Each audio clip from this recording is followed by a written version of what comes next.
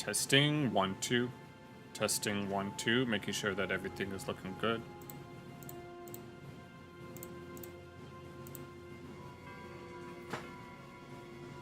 Testing 1 2.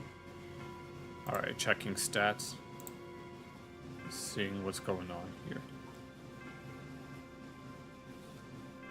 Don't know who's here and don't know who's not, but I'll take whatever I can get. Alright. I'm gonna wait and see if anyone else will be able to join us. I have no way of knowing who's actually watching. I'm not I have to figure that out on my own, though, in order to figure out who is actually watching. We've got we got like 2 people on Kick, 1 on YouTube. If it's anyone that's already watched before, I apologize for not streaming yesterday.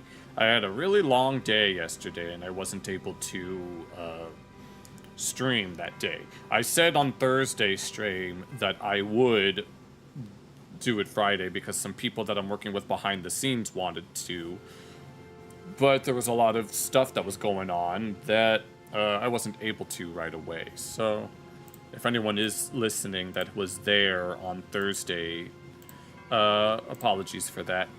But sometimes you gotta do what you gotta do in order to not only make ends meet, but sometimes you gotta take care of yourself, even in the face of adversity.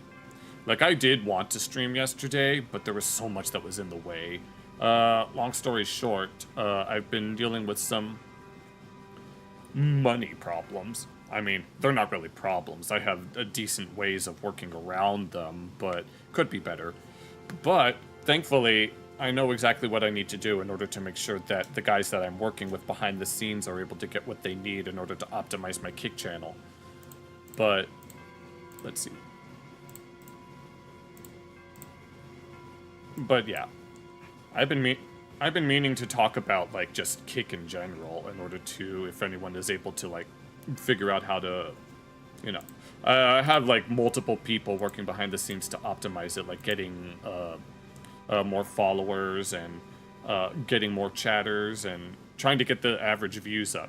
The hardest thing, apparently, at least in their experience, is getting the average viewer count up to, like, 50. It has to be at 50 within, like, it has to reach an average of 50 within, like, 30 days, which they told me that it would take about 2 months before it would be able to, like, before we'd be able to get verified on Kick and stuff. So it wouldn't be it's definitely not going to be the easiest thing in the world, but in terms of the cost, apparently it's going to cost a lot, but the return on investment should be all the worthwhile, right? So I obviously have a lot of trust that things will go the way they need to. They've been very, very lenient, honestly, with regards to all of that stuff. So much so that they recommended that I wait until I get, like, a better situation, in a better situation before actually moving forward with any of that stuff. One of the things that I wanted to do was to get, like, a special loan, let's call it. And one of the guys was a little hesitant on me getting a loan for something like this, but I have very good credit. And I know that doing something like that will help build credit, because the only thing that I'm lacking in terms of my credit score is credit history. Like, all of my bills are paid on time. I don't have to worry about any of that stuff. And I know that banks like it when they are more willing to be, like, lenient in terms of loans and stuff like that, including, like, interest rates, if you have really good credit, which, obviously, that would be very beneficial for someone like me who's just starting out. And if we're gonna get this Kick channel off the ground, obviously I'll take what I can get. But I don't see anyone else showing up yet. We might have to.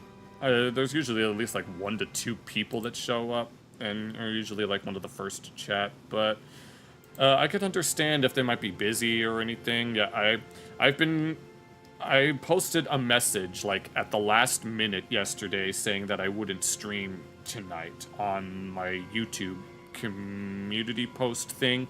That was my first time using it I might have to use it more often as a means of promoting the channel, because I really don't want to get a Twitter. I don't want to get a Twitter, but I might have to anyway, just because. So, obviously sometimes you gotta do what you gotta do in order to get shit off the ground. And I guess this is my best way of doing that. But, I don't see... There's at least 3 people watching, which... No big deal. I don't really care. I just want to make sure that I get stuff done. Let's see. If there's no one that's able to really, speak... If no one has anything, I actually do kind of want to get started. Well, anyone who is watching, on YouTube, I have this titled in a very particular way, in the context of, like, SHOE0NHEAD and even a little bit of Jeffree Star, but it's not that much. I don't mean it to be... It's not false advertising, though. I wouldn't say it's false advertising, but it's definitely, like, clickbaity. And then I have some other videos that I would like to look at that might be very interesting for me in particular, since it says... In the YouTube title, it says religious studies, because it's something that I like to look at. And there are 2 videos. Well, there was one that I had saved for later, but then there was another one that I saw. Oh, you keep your shoes on feet. Oh, so that was you the whole time. Yeah, apologies for not streaming yesterday. I know I said that I would, but,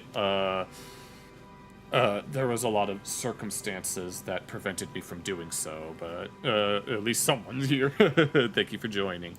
But I do have... So yeah, I've got a SHOE0NHEAD video. I got another normal gaze video featuring Jeffree Star.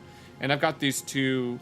Yeah, there was one from Let's Talk Religion. And then I have another one that I was actually kind of interested in. Like, very interested in, that I just randomly saw on my YouTube recommendations, about why religions all seem to come from the Middle East and India, which, obviously, as someone who likes studying different religions around the world, it's not at all surprising that some people would, that they would come from those places, of all places. Which genuinely makes me wonder why those places in particular are where the more mainstream ones come from. Like, obviously, they've always had, like, significance in the past. Like, obviously, India has a lot of, like, because of the way that it is, like, geographically, it's very isolated from the rest of Eurasia. Like, you got the Himalayas to the north, and then you got the Iranian plateau to the west. And then various, like, jungles and stuff to the east. Obviously, India kind of got its own thing going on. And then the Middle East, the Middle East, it would be very, very obvious. So, I can imagine. How are you doing tonight, Jackal? Everything going okay for you? There is... And then there's, like, in addition to the 4 videos that I've got, like, on the back burner, there is one that I wanted to watch with you guys that was sort of like just a little fun, I don't know if I could call it like an intermission or just a warm-up video, but whatever the case may be, we could probably get started on that even just as a little warm-up. But let me check everything, make sure that everything is looking good. Alright, YouTube is good.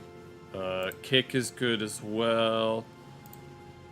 Whoever is here, I appreciate that you are here anyway. But let me go ahead and let's just go ahead and get started. I wanted to take a look at this first. I think that it would be a little fun to just start out with something a bit more chill and casual. I've been meaning to kind of look at this live. It is the Yu-Gi-Oh! Card Game Chronicles. It's these little series of promotional shorts that they've been doing for the card game, showcasing some of the characters that are within certain cards. Like, currently they're doing part of a little mini-series about a series of archetypes relating to what people collectively dub the branded lore. It's a little hard to explain, but I do kind of want to look at it just for fun before we actually get into it. So let's go ahead and see what we have to Let's see what Konmai, as we call it in the DDR community, have to say, continuing the Albaz story. Let me make sure the volume is okay. Volume should be all right on my end. Oh, you told your friend about me? Welcome back, Rue. Nice to have you back. Yeah, we'll get to the apologies for not streaming yesterday. I mentioned on Thursday that I wanted to, but I had a really long day, and I have ended up using like a YouTube.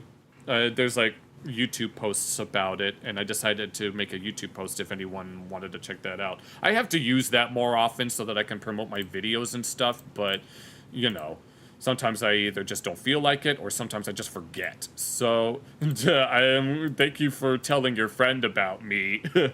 But let me go ahead and continue on with this. Let me make sure the subtitles are on so that nerd stuff. Geek. Yeah, just let me do this real quick. I have to make sure the subtitles are on since it's all mostly in Japanese.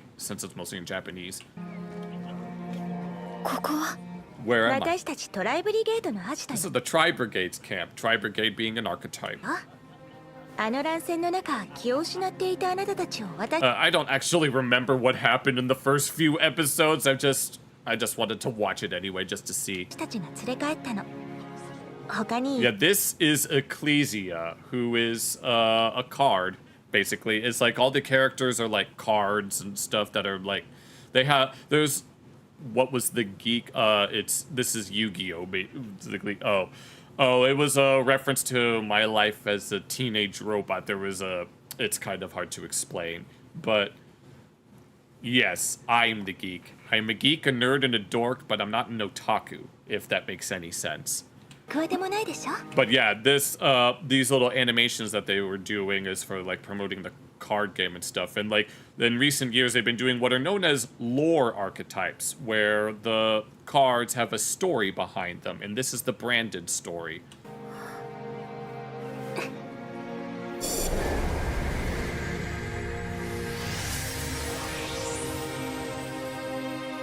And that's Albaz there, who I think is the main character of the lore. I want to see this guy without his mask on. They are part of the Tri-Brigade, which is beasts, beast warriors, and winged beasts, which are 3 types.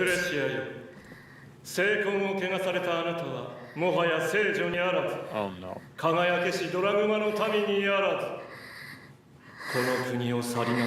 Unfortunately, apologies that the subtitles are down there. I could read them out loud, actually. Please, no.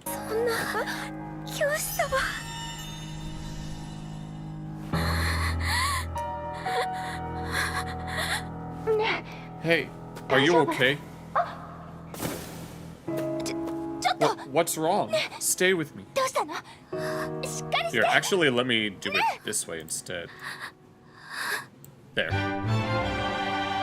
And that way you guys can actually see the subtitles.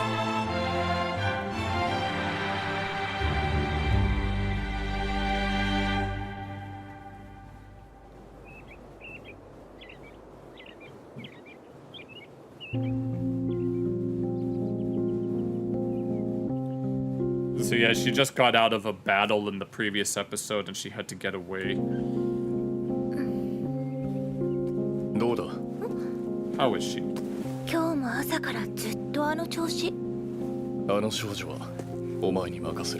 after the girl, alright?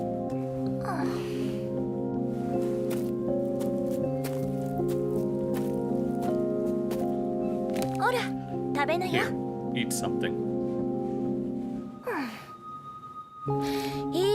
If you keep skipping meals, you're gonna collapse again.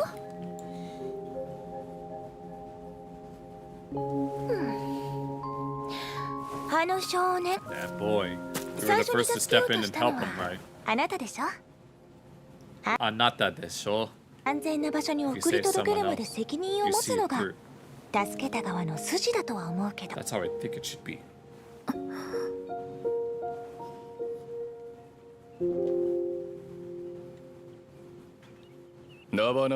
What is your name?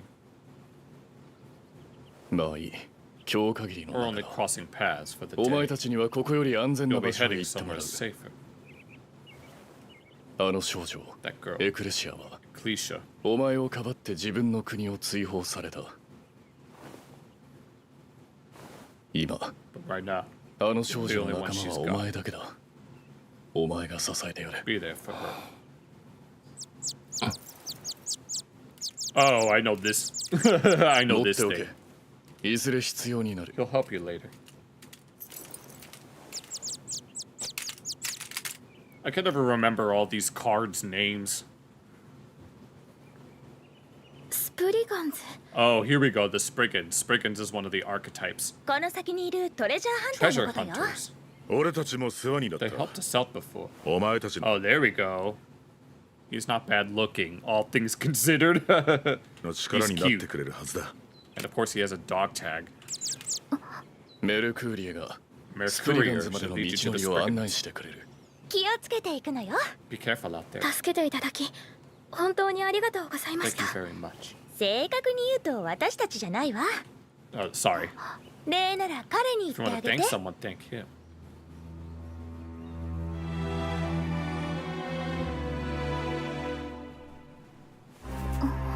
化け物に変身 He してたあいつ transformed が into a ひ beast たすらあなたの and ことを kept 守ってた protecting の you よ。 the whole time. And that was the previous episode, I think.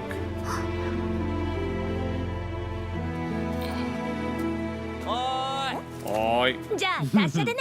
Take 死 care. ぬんじゃねえぞ。 Go dying on us. What do we, these are the Yu-Gi-Oh! Card Game Chronicles. Each of these characters are basically monster cards that have a story behind them.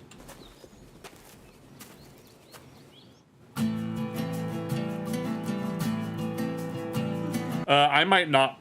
I'm probably not going to react to another one of these because I'm not providing enough commentary. I just wanted to experiment to see how well I could, you know. あなたお名前は So, what's your name?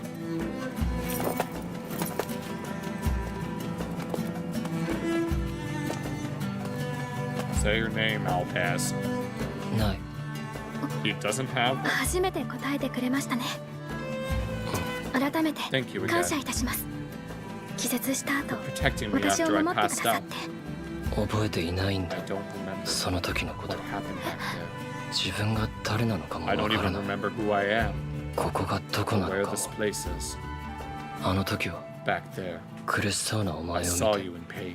体が勝手に動い Before た。 I knew it, I was helping そ you. こからは After that, 覚えていな I い。 don't remember a thing.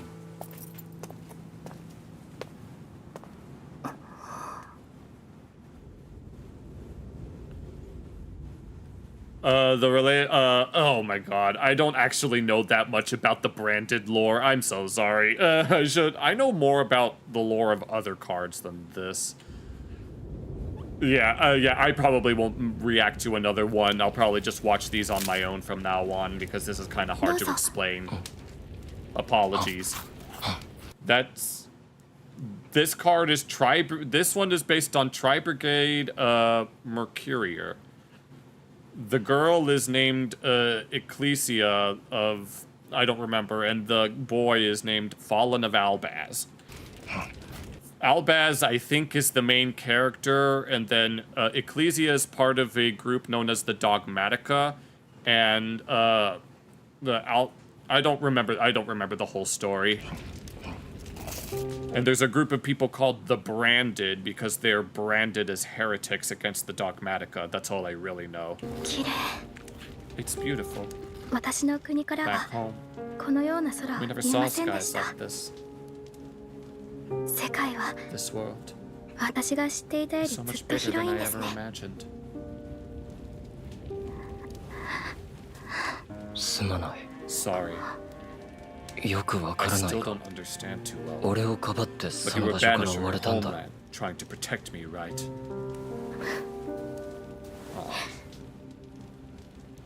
あなたは You truly are 本当 kind. に優しい方なんですね。名前がないと Not 不便 having で a す name ね。 to call you is 名 inconvenient. 前か A name. そうだな Sodano. じゃあ Then お前がつけてくれ you give me one. 私が Oh, does she actually give Albaz the name? あなたの名前 You は want me to name you? 良いのでしょ Are う you か sure? あ Yes.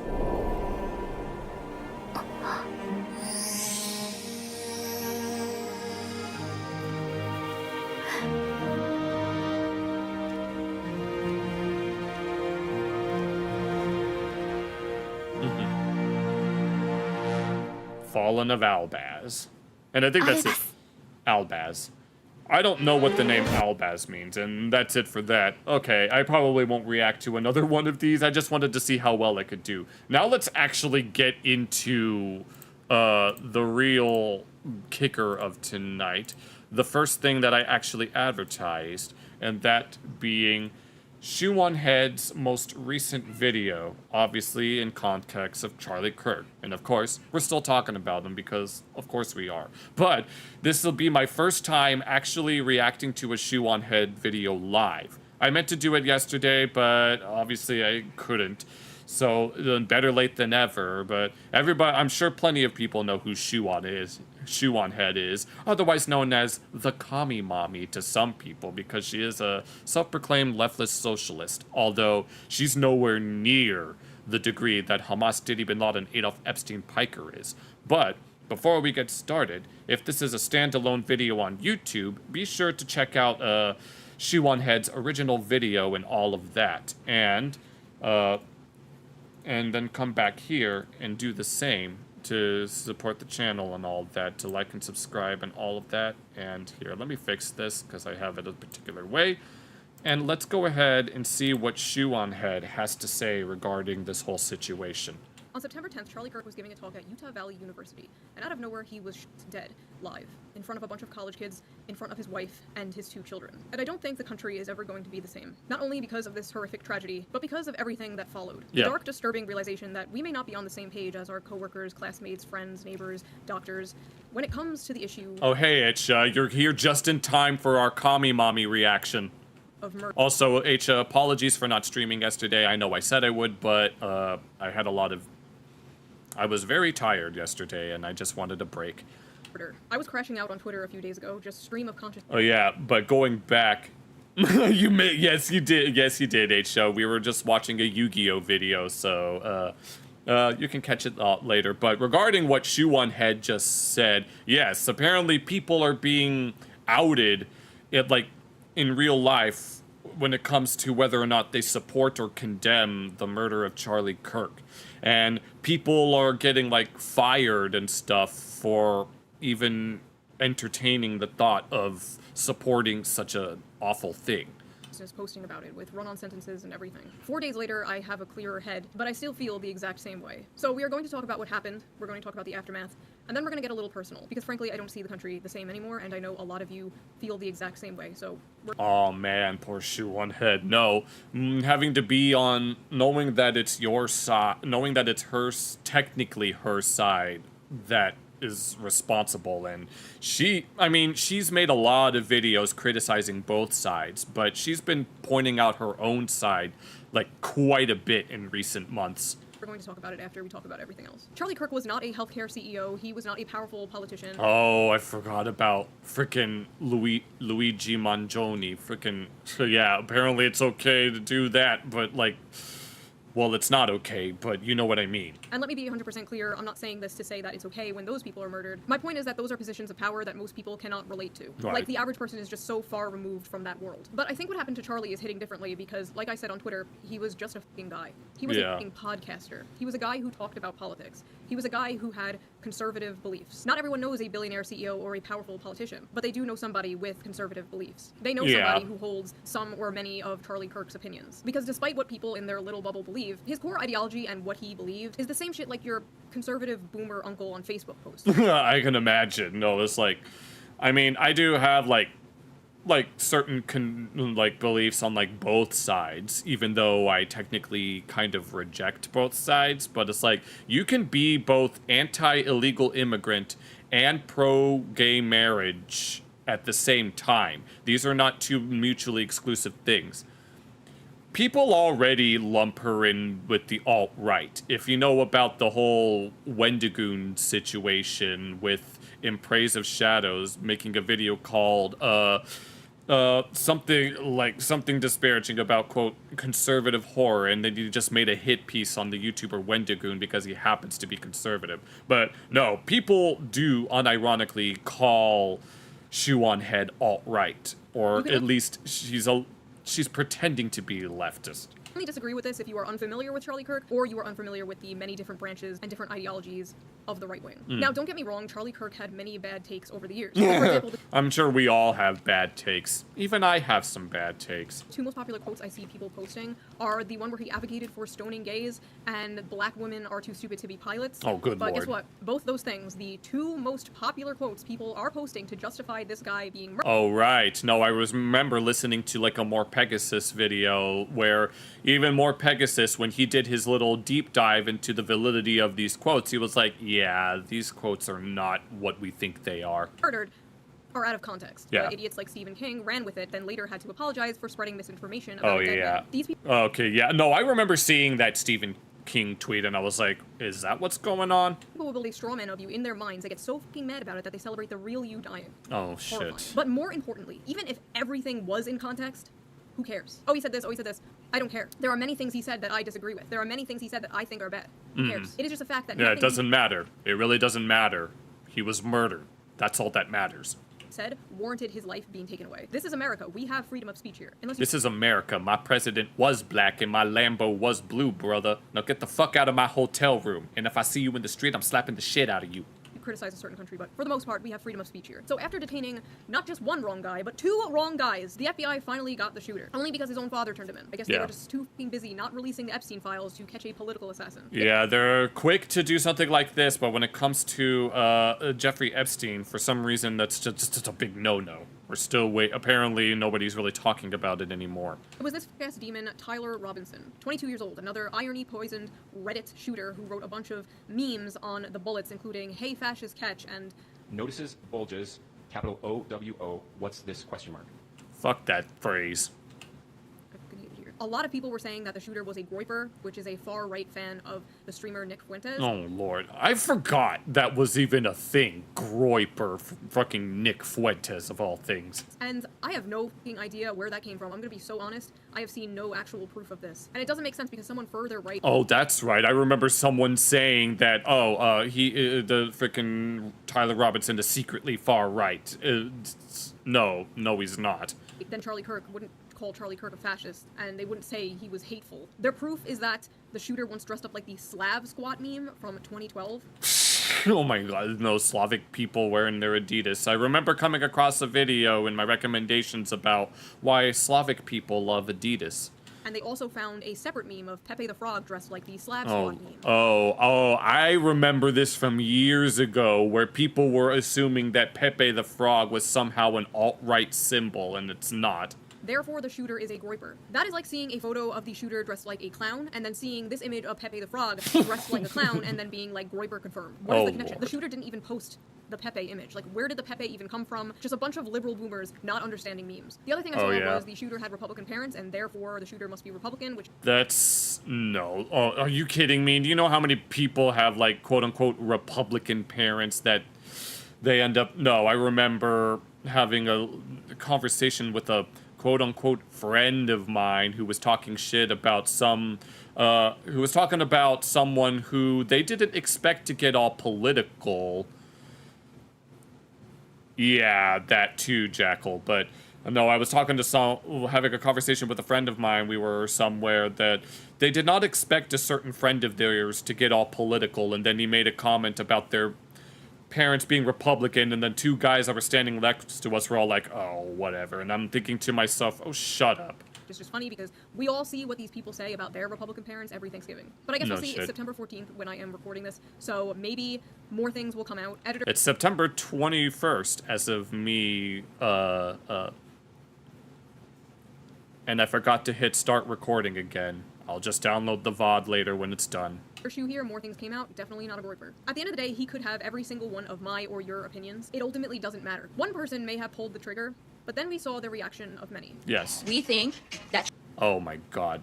For some reason, SHOE0NHEAD's audio volume isn't that high, but all these others seem to be. Charlie Kirk just got shot in the neck. Hey, ooh, ah. Fuck these bitches. I'm not saying she deserved it. Oh my god, what the hell is she doing with her voice? I'm saying God's timing is always right. Don't you use these vocal effects in vain? Yeah, they got Charlie Kirk, bro. And then these soy boys, too. Hello, Andrew Quince. Never been happier. Never believe the reason I'm smiling. And it has Oh, I know the reason that you're smiling. You're smiling because you don't have any other joy in your life, and so you take joy in the death of others. nothing to do with Charlie Kirk. Streaming is going pretty well. Thanks for asking. I hope you're enjoying. Apologies for whatever the hell is on the screen right now. Nothing to do with... I would say pour one out for Kirky Boy, but I don't waste good beer on little bitches. Rest in peace, Bozo! Charlie Kirk just got put down like a fucking dog in Utah. I do not, and I will not, ever feel bad when bad people get what the fuck they deserve. I just heard that someone shot Notice how, like, 60% of them have the fucking nose rings. Charlie Kirk? Oh. Thoughts and prayers. Oh no, someone shot Charlie Kirk. Look, Hello, I don't know if you Julius. hear this today, but that's how you pick up a woman. Oh my god, these people are fucking awful. Fuck all of these people.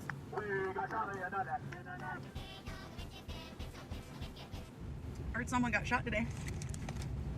I had a tummy ache this morning. Stay alive out there. The sympathy for Charlie Kirk is weird. You don't have to like violence, but I'm confused as to how you thought the revolution was going to be magically bloodless. Oh, shut up, bitch. No, if you want to identify as oh, I'm doing good, Julius, thank you. But regarding that, if you want to be a woman, then be prepared to be referred to with female slurs like bitch. Septum tank theory, yes, indeedy. Assassinations, I don't feel bad, and I don't think that everyone deserves the right to free speech. I think some people should Why are her glasses so big? be afraid to express their opinion in public. I didn't like what he said, and I didn't like his opinions, and I don't really give a shit that he's dead. Notice this little cross in the background. How ironic. The best part of this whole goddamn Oh, I remember this bitch. thing is that he is not martyr material, so his death will mean nothing. And millions of people came out to mourn him.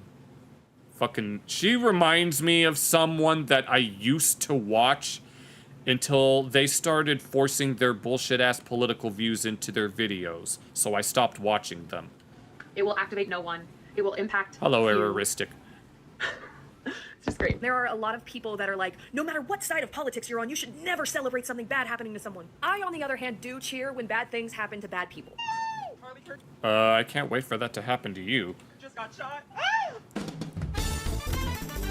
It doesn't stop. No, they're practically endless, and it's so fucking gross. I saw the video before they even put out the confirmation. There was no chance that he made it through that.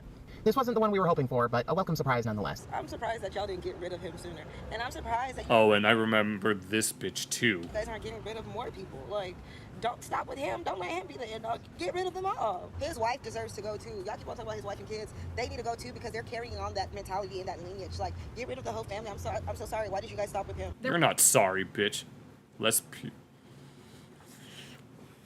Oh my god. Yeah, I can imagine, Jackal. For thousands of videos like that. Some of these people posting with their Thousands. full name. No, and then Metatron is doing his best to make sure that justice is served against them. Names and faces, with hundreds and thousands of likes. Thousands of tweets celebrating it, with 500,000 likes. And it's important to remember that all of those likes are a real person. Millions of people in this country apparently believe the acceptable response to speech they don't like Oh, I think you misspelled that. is Or, murder. This wasn't just a bunch of actually, never mind. I misread something else. fringe blue hair SJWs or whatever. They were teachers, professors, doctors. Yeah, all sorts of people that work in different industries ended up getting outed and, like, fired, and then they have the audacity to complain. HR workers, healthcare workers, nurses, Because they think that their free speech is being infringed upon. pediatricians, people who work with kids, people's classmates, roommates. That reminded me. No, I was watching the More Pegasus' most recent upload today, where there was a teacher that was showing the video of him being shot to a bunch of 10 and 11-year-olds, knowing that those kids are gonna be fucking scarred, and was talking about fucking human rights as if it means anything to those kids. They are teachers showing our children. This This, yes. This, I think that was what More Pegasus was exposing in his recent video. The gory, horrifying video of Charlie's murder on repeat. Fuck these people. They all need to go away. Just go away.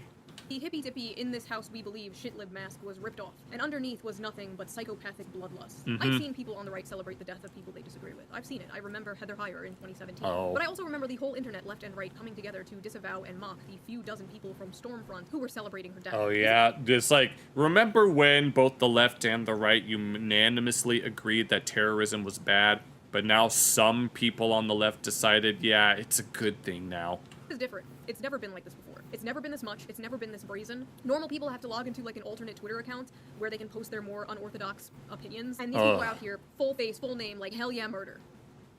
What? The smug, unearned confidence these people have to be openly sociopathic with their full name and face because they live under the pathetic delusion of being on the right side of history. It's always the quote-unquote right side of history. Personally, hot take, there is no right or wrong side of history.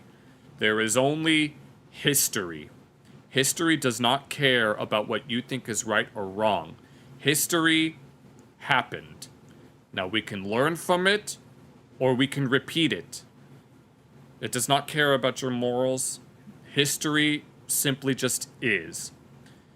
And some people might be upset by the facts of history, including like Egyptians being mixed as opposed to being all black, even though there are a lot of people that want to believe that all of ancient Egypt was 1000% black, even though that's just not true.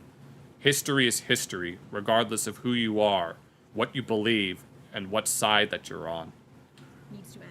They will blame you for your death because words are violence. Words are violence, so them killing you is just self-defense. That's why they're using Kyle Rittenhouse as some kind of gotcha. Oh, if you don't condone political violence, why do you support Kyle Rittenhouse? They fundamentally don't see the I don't know jack shit about Kyle Rittenhouse. difference between killing someone over speech and killing someone over self-defense because these are the same things to them. Also, I'm going to be the one to point it out because of course I am. I saw nobody else do it. Oh. Why are most of them women? Oh. They are mostly women, aren't they? Mostly the septum bitches, as I called them in my Tactical Templar response video. Of the people celebrating are women. Like, it's a good, like, 80-20 ratio all over the internet. What is going on? Yeah, it's a bunch of multicolored hair ladies along with soy boys.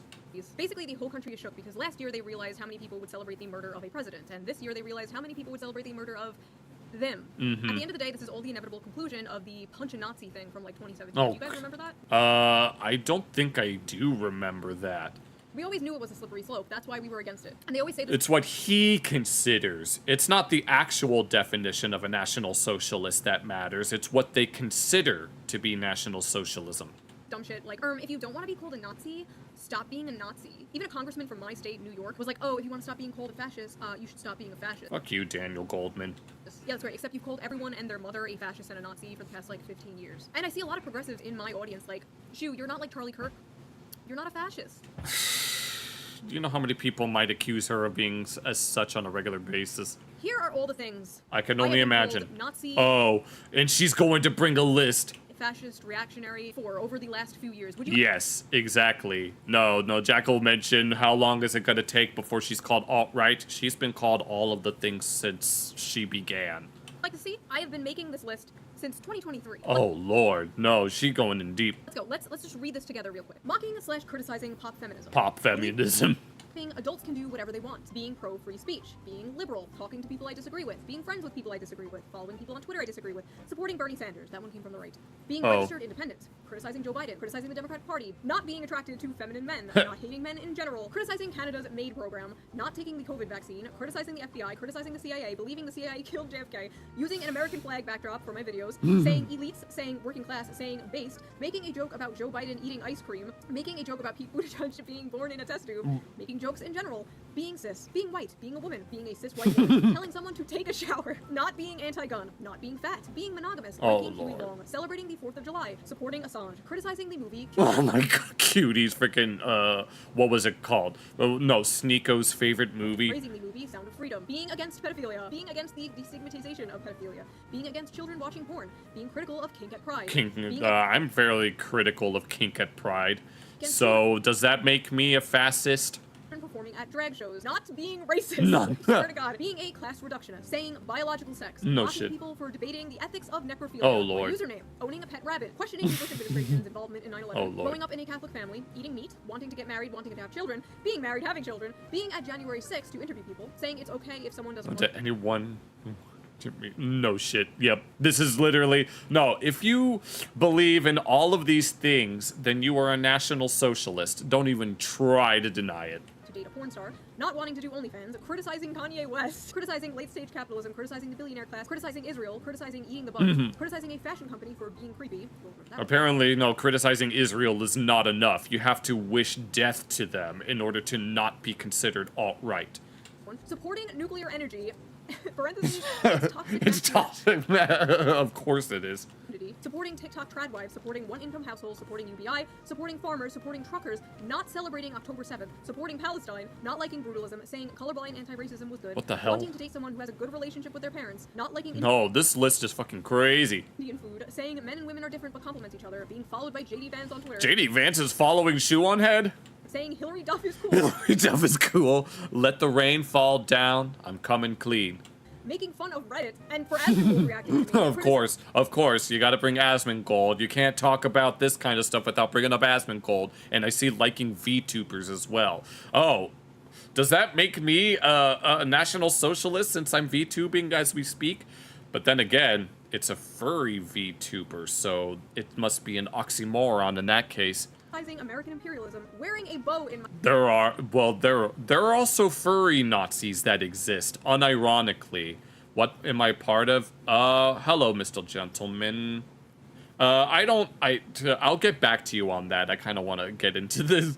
my hair, liking VTubers, and now being anti-death. Charlie Kirk was a fucking Nazi. He was a fucking Nazi. And you know what kind of Nazi is the best Nazi? Sorry. Dead one. I am a better person than you for celebrating the death of a Nazi. And actually, it's pretty A weird that Nazi. We're gonna. Who are you calling a Nazi? Because I'm arresting you on suspicion of murder. you're not, and simultaneously asking people to have empathy for the Nazi. Oh yeah, that was something that's been like brought up as the apparently Charlie Kirk doesn't like the term empathy because he feels like that it's been overused and hijacked, but prefers the term sympathy. Nazis have children and families, right? Says the bitch with blue eyes. But Nazis also get shot in the neck. They don't kill you because you're a Nazi.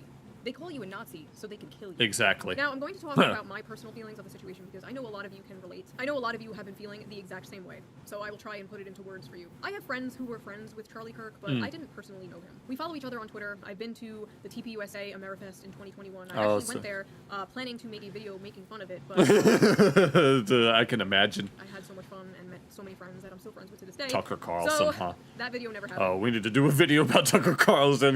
He's apparently he's apparently being paid for by Iran and is also working together with Candace Owens in order to take down Nick Fuentes. I disagreed with him all the time. You can literally go to our Twitter interactions. I was always correcting him about, like, Bernie Why haven't they invented capitalism too? Oh, Lord. Sanders. I made an egg look like his face. What? It is safe to say I was That seems legit. no fan. But this has really shaken me in a way that I absolutely did not expect. These last few days after what happened, I kept going to every single, like, lefty, liberal, left-wing person I know and, like, checking out what they have been saying about this. Oh. And besides maybe, like, 4 or 5, every single one was being an unhinged psycho. Yeah, it is wrong. No, I would never trying to normalize. I have no idea why it's being normalized. It shouldn't have to be. It's so absurd. It's absurd for a number of reasons. I mean, never mind the fact that killing people for, unless they're actively trying to take you down. If they're trying to kill you or trying to kill someone, his persona is a beaver? I haven't seen that. What the hell? About this, or saying some back. You're not messing with me, are you? But going back to what Mr. Gentleman said, no, we shouldn't be normalizing this, and that's why I've made quite a few reactions to some Charlie Kirk related content condemning the murder and all of that. I've been condemning it this whole time. And it's shit like, this is why we need gun control, which, first of all, we were just watching a whole bunch of people celebrate killing someone over political. What's good? What, Oxygen? differences. You are never taking our guns now. That is not happening. I felt like I was in the middle of the ocean. I was trying to like grasp onto a flotation device, checking all of these accounts for their take, like, be normal, be normal. Oh man. Nobody. I'm just drowning in a sea of evil, apparently. Oh man, I feel so bad for her. No, I fear what the Dance Dance Revolution community has been saying about the whole thing. No, there's this part of a Discord server that I'm a part of that I haven't looked at in a while because I couldn't believe just how one-sided that it was. And I fear for what they have to say on the matter. Maybe I was just blind up until now. Maybe they changed. Maybe I changed. Is everyone going crazy or am I going crazy? I don't know. All I know is it is clear how they reacted to It's like everyone's gone crazy. Maybe I've gone crazy too. this is how they would react to me, my family, my friends, you, your family, your friends, that have ever stepped out of line from the nebulous, ever-changing definition of progressive. These are people I thought were level-headed. They were left-wing, but, you know, like, they were one of the good ones. Like, you can joke with them. You know, they weren't those, like, woke SJWs. Like, they were cool. We can disagree and still be friends. You know. God damn it. Damn, girl. I'm sorry that happened to you. I hope that doesn't happen to me. I sincerely hope that doesn't happen. I mean, part of me wants it to happen to me so that I can rant about it on YouTube and stuff, but these people know me pretty well, and there's always a chance that they could do something bad to me, so I don't really want to stir the pot that much. Your friend wouldn't celebrate you being murdered, of course. But if they would celebrate an exact clone of you that wasn't you. She, oh my god, is she? That had all the same opinions. Is she trying to hold back tears? This is what it sounds like. No, what the hell? Or some of the opinions. Oh my god. That you have. Oh my god, no, this is heartbreaking. They would celebrate that clone being murdered. This is heartbreaking. They're not your friend. I'm friends with people who are friends with Charlie, and I see how they are completely broken about this. Seeing them like this, and then at the same time my other friends posting shit like, "Rip Bozo." Oh lord. I haven't been down that section of that one Discord server in a while, and I don't ever want to go back there. Sick. It's just sick shit. Personally, I would rather live in a world full of Charlie Kirks who would sit down and debate than a world full of people who agree with me, but would murder people who don't. I could feel the same way. I have a lot of thoughts about a whole lot of topics, but I would never want anyone to kill people in the name of those topics. Because if it's now normalized to just murder people who disagree with you politically, we don't have a society. Like, that's it. It's over. But some of these people in particular, like, why the fuck are you celebrating? You! They think you're a fucking Nazi too. They'll make a nice compilation of all the hot takes you've had over the years and spread it around to justify your murder. No shit. You don't get it, do you? We are all Charlie Kirk. I have been doing this for 11 years. I have been harassed, doxxed, threatened, whatever, you name it, for 11 years by the left. And it hasn't moved me an inch because that's not how politics works. Right. That's lunch table politics. I've talked about this before. People on your side being mean to you doesn't mean you overnight change your opinions on, like, healthcare. It doesn't work that way. No, I've heard some of the things that they were saying, and no, if I told them how I really felt, no, they would probably either yell at me, kick me out of whatever group I'm part of, or the worst they could do is, I don't know what the worst they could do to me is. I have all my economic left opinions. I'm for strong social safety nets, workers' rights, unions, wealth caps, whatever. That has not changed. Yeah. This is not me leaving the left because, frankly, I don't even know how to do that. Oh lord, no, I can't join either side of the spectrum because, well, I do know how to join them. I could grift to one side, but I don't want to do that because that's not a... Oh, what the... Oh, I didn't know that there was something about that happened. The fight, rise of fascism, the mindset. It's okay if these people die, society will get better. It's so bullshit. No, it's like, no.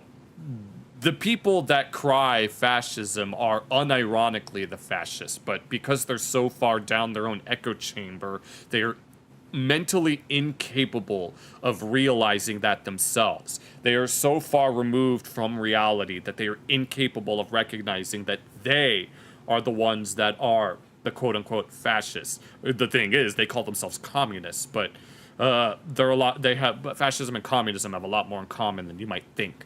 And many, many people looking around us at our so-called allies and realizing that even though we might share some, like, political opinions, we fundamentally do not have the same values or morals. And are we really allies if we agree on, like, taxes, but don't agree on the sanctity of human life? Oh my god, no, imagine. I don't know. The way we view death now is just crazy. And I feel like a lot of that has to do... Oh, I'm not an atheist, so I wouldn't, but yeah. Well, that's something that I can say. I may as well say that I don't really identify with any particular tradition, although there are some that resonate with me more than others. I try to see the value in all religious traditions.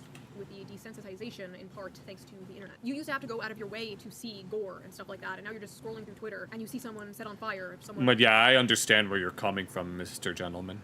Get stabbed on a train. And when someone like Charlie dies, it's not even real to people anymore. Like, it's like a movie. I'm not a Scientologist. Or show. Oh, that character died? Good, I hated that character. Like, no, that was a real human being with a family and kids, actually. Like, that was someone's son. The internet has turned real people into nothing but cartoon characters that disappear when you close an app. That actually reminds me something that one of my brothers told my mom this one time.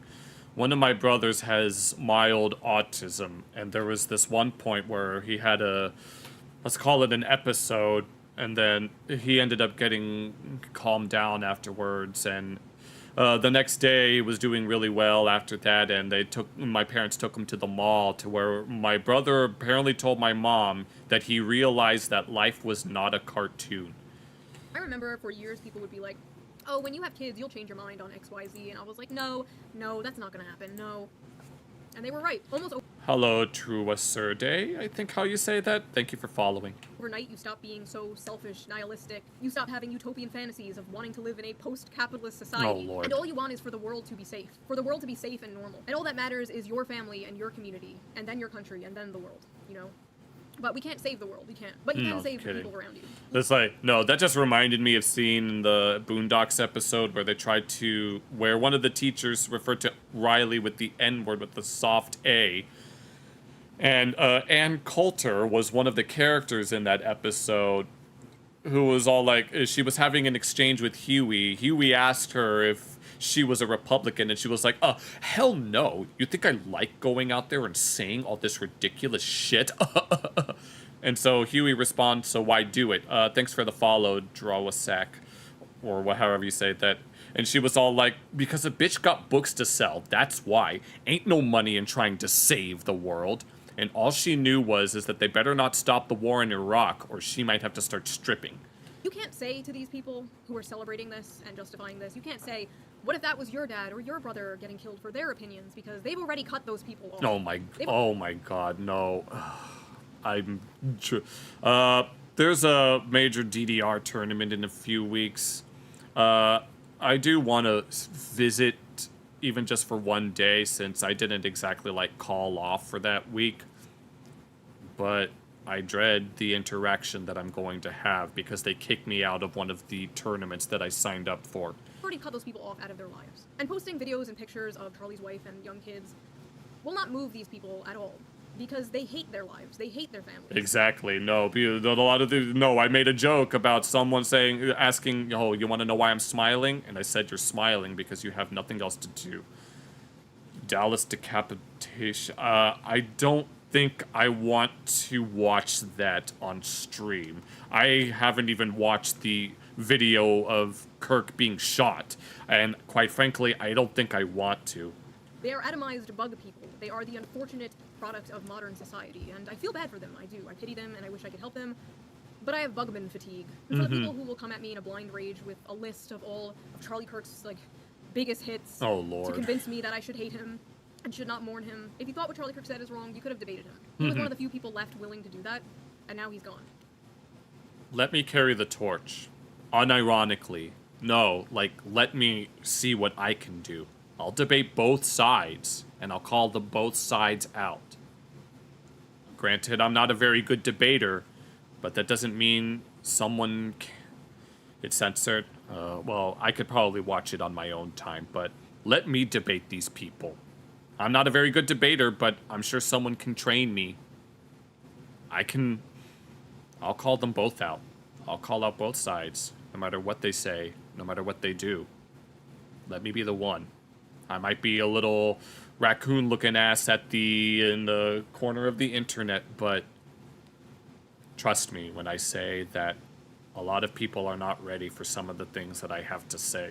I know that sounds very weird and presumptuous of me, but there are some things that I would like to talk about that some people are genuinely not ready to hear.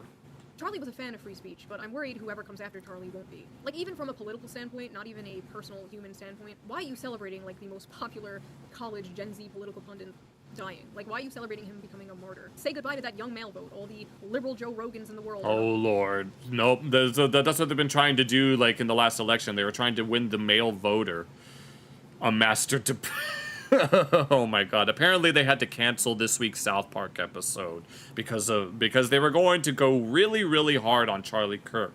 But in light of recent events, they kind of had to put a hold on that.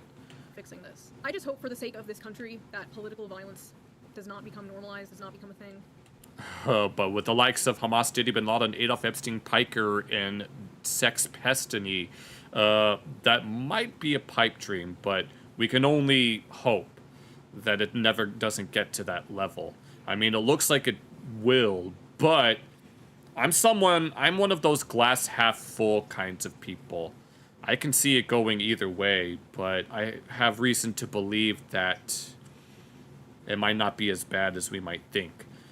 I really don't want to see that happen. Even if that is wishful thinking. I don't want to see us fall into a civil war. I don't know. This has all been extremely blackpilling. I think I'm going to take a break from politics. I don't know. I'm a YouTuber. Like, I'm not a political... You should go... don't worry, SHOE0NHEAD. You should go back to the dating scene stuff. Right, I'm not. My goal here, my purpose here is to entertain, is to make people laugh. That is what I'm going to do. That's what I'm trying to do, too. It seems like all of the people in this kind of situation are like taking breaks and stuff. Like, apparently Asmongold's dad has passed on already, and at least that's what I saw. Which, hello, Geo, however you say that name. But apparently Asmongold's dad has passed, and damn. And then Tectone has taken a break. SHOE0NHEAD has taken a break. I mean, I don't want to say it's my time to shine because I don't think that's fair to these other people. I'm only just starting my streaming career, and I don't want to take away from them. The cycle will move on. The world will move on. Just let the world go round and round and round. Charlie Kirk's kids won't move on. His daughter won't move on. His daughter does not have a dad. Mm-hmm. That fucking sucks. That fucking sucks. I don't know what else to say. I love you. I would hate for something like that to happen to me. Guys, thank you for listening to my crash out. No problem, Shu. No, we're gonna... No, smack that fucking like button because damn, that was freaking heavy. That was heavier than I thought it was gonna be. Because I know, yeah, SHOE0NHEAD usually makes a lot of, like, very funny videos. But this one, damn. No, this one hit really hard. And it got me thinking about some of the people that I know in my life. And I'm so...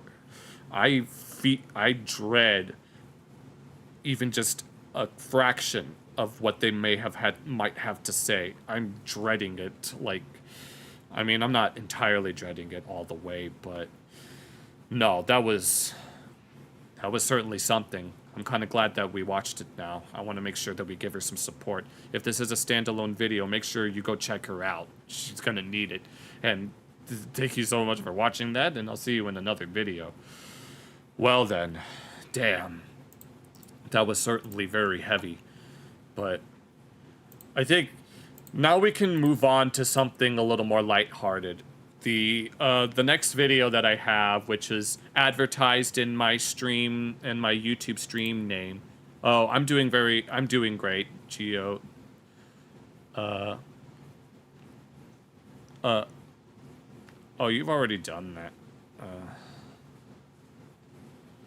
Okay, let's move on. Let me move on to this. This is the next video that I wanted to check out because I had it advertised in my YouTube stream. So, yeah, I had apparently I'm gonna look at another normal gaze video reacting to Jeffree Star going off on woke crazies. He's done. I don't really know that much about Jeffree Star. I just know that he's kind of in the same vein as, like, what's his name?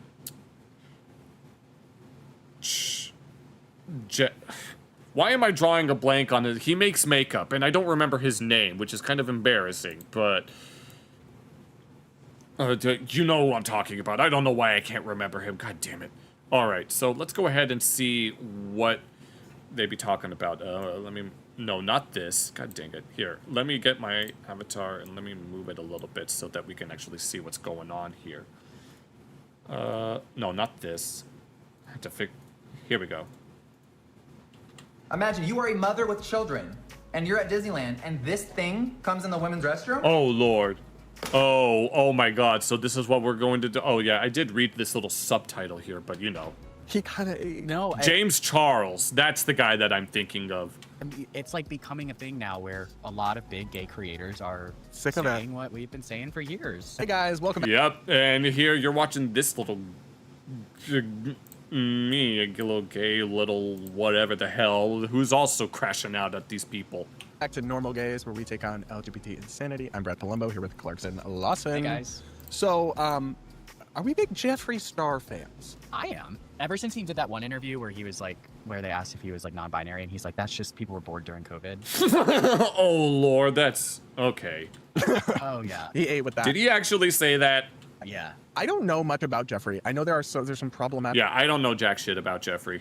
Like stuff with Jeffree's past. I don't want to potentially endorse Jeffree overall, but he's been going off, and I'm kind of here for it. Yeah, I don't know anything about his past either, but right now I like him. Anyway, if you don't know, this is a YouTuber turned TikToker as well, who's like a beauty influencer and does makeup and... Yeah, he's in the same vein as James Charles, only James Charles has a lot of other things going on with him.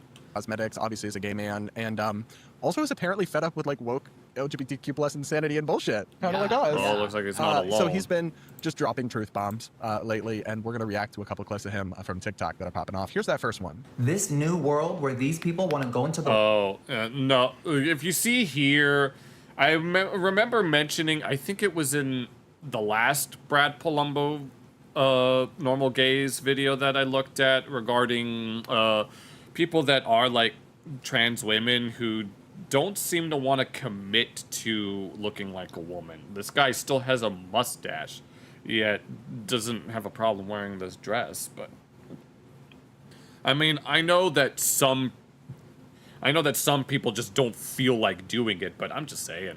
Hello, Fayu, however you say that. Women's bathroom with your guys' children, and we're gonna think that this... And then, what was it? Lily Tino, basically, thick Lily Tino over here. This is okay. Which of these do I find more attractive? Oh, Lord. What's up? I'm doing good. Thanks for asking. Who do I find? They're okay. That's the root. You can be whoever the fuck you want to be. But this person, imagine all the mothers in the chat right now.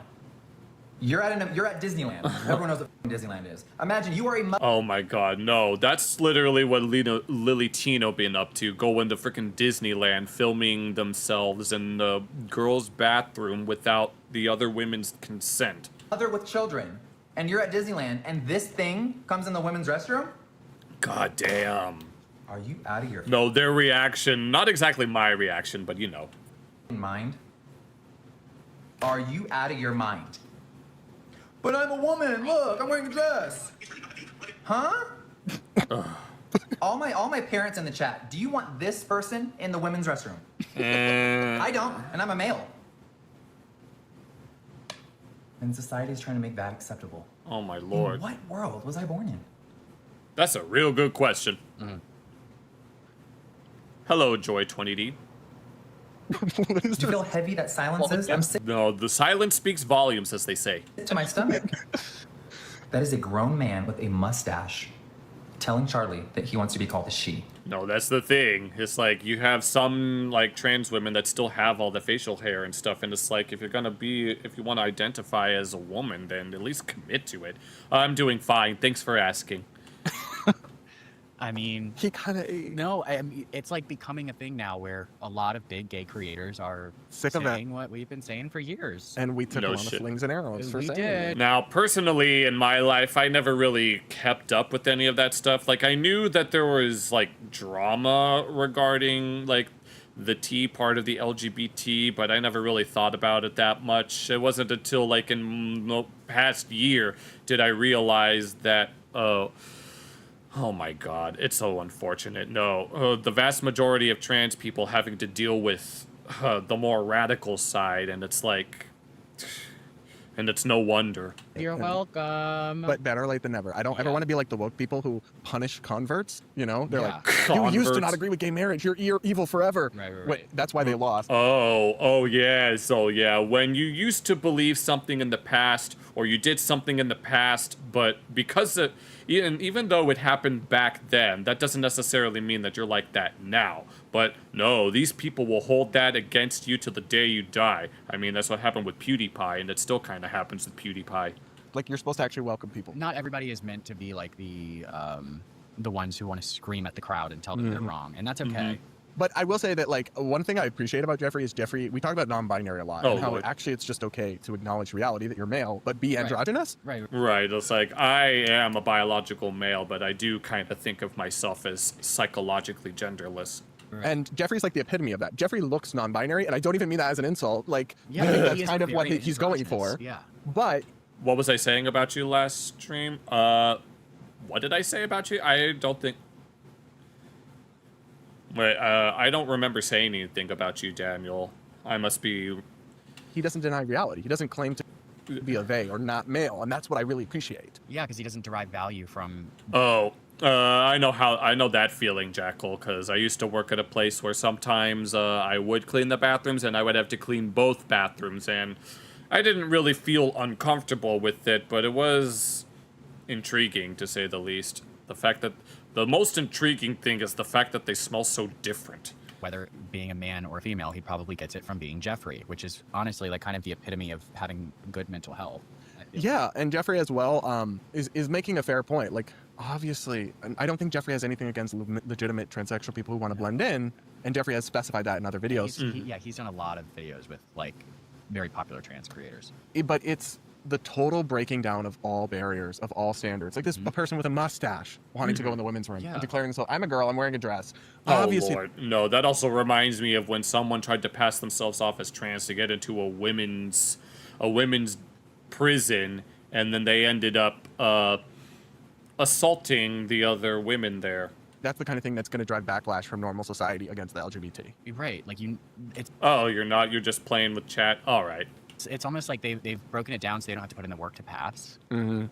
Or the money to pass, which I understand that can be hard for somebody with dysphoria, but I have a hard time believing that somebody who is going behind a camera with a full-blown mustache, wearing an ugly-ass dress, actually has an ugly-ass dress. No, that dress that he was wearing looks like a freaking Halloween costume. Dysphoria and wants to broadcast themselves to all of the internet. Bitch, shaving your mustache is free. Right. Like, if you really had dysphoria, you would not want to be put on a public platform looking like that. I don't believe that that's the case. So then you're left with whoever that is, whether they are just confused and brainwashed, whether they may be fetishists. Yeah. Oh, Lord. Now we're going to bring fetish into this. That is a thing. But of course, because Jeffrey is dropping these truth bombs, some people are upset with him. So let's watch this video. Oh, God. Jeffrey's star was shaped... Oh, okay. I see where we're going. ...like a box of almond milk about the face when he started content creation.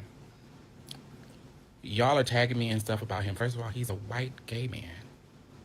I don't know who... Oh, I'm doing great today. Thank you. I don't know who this is.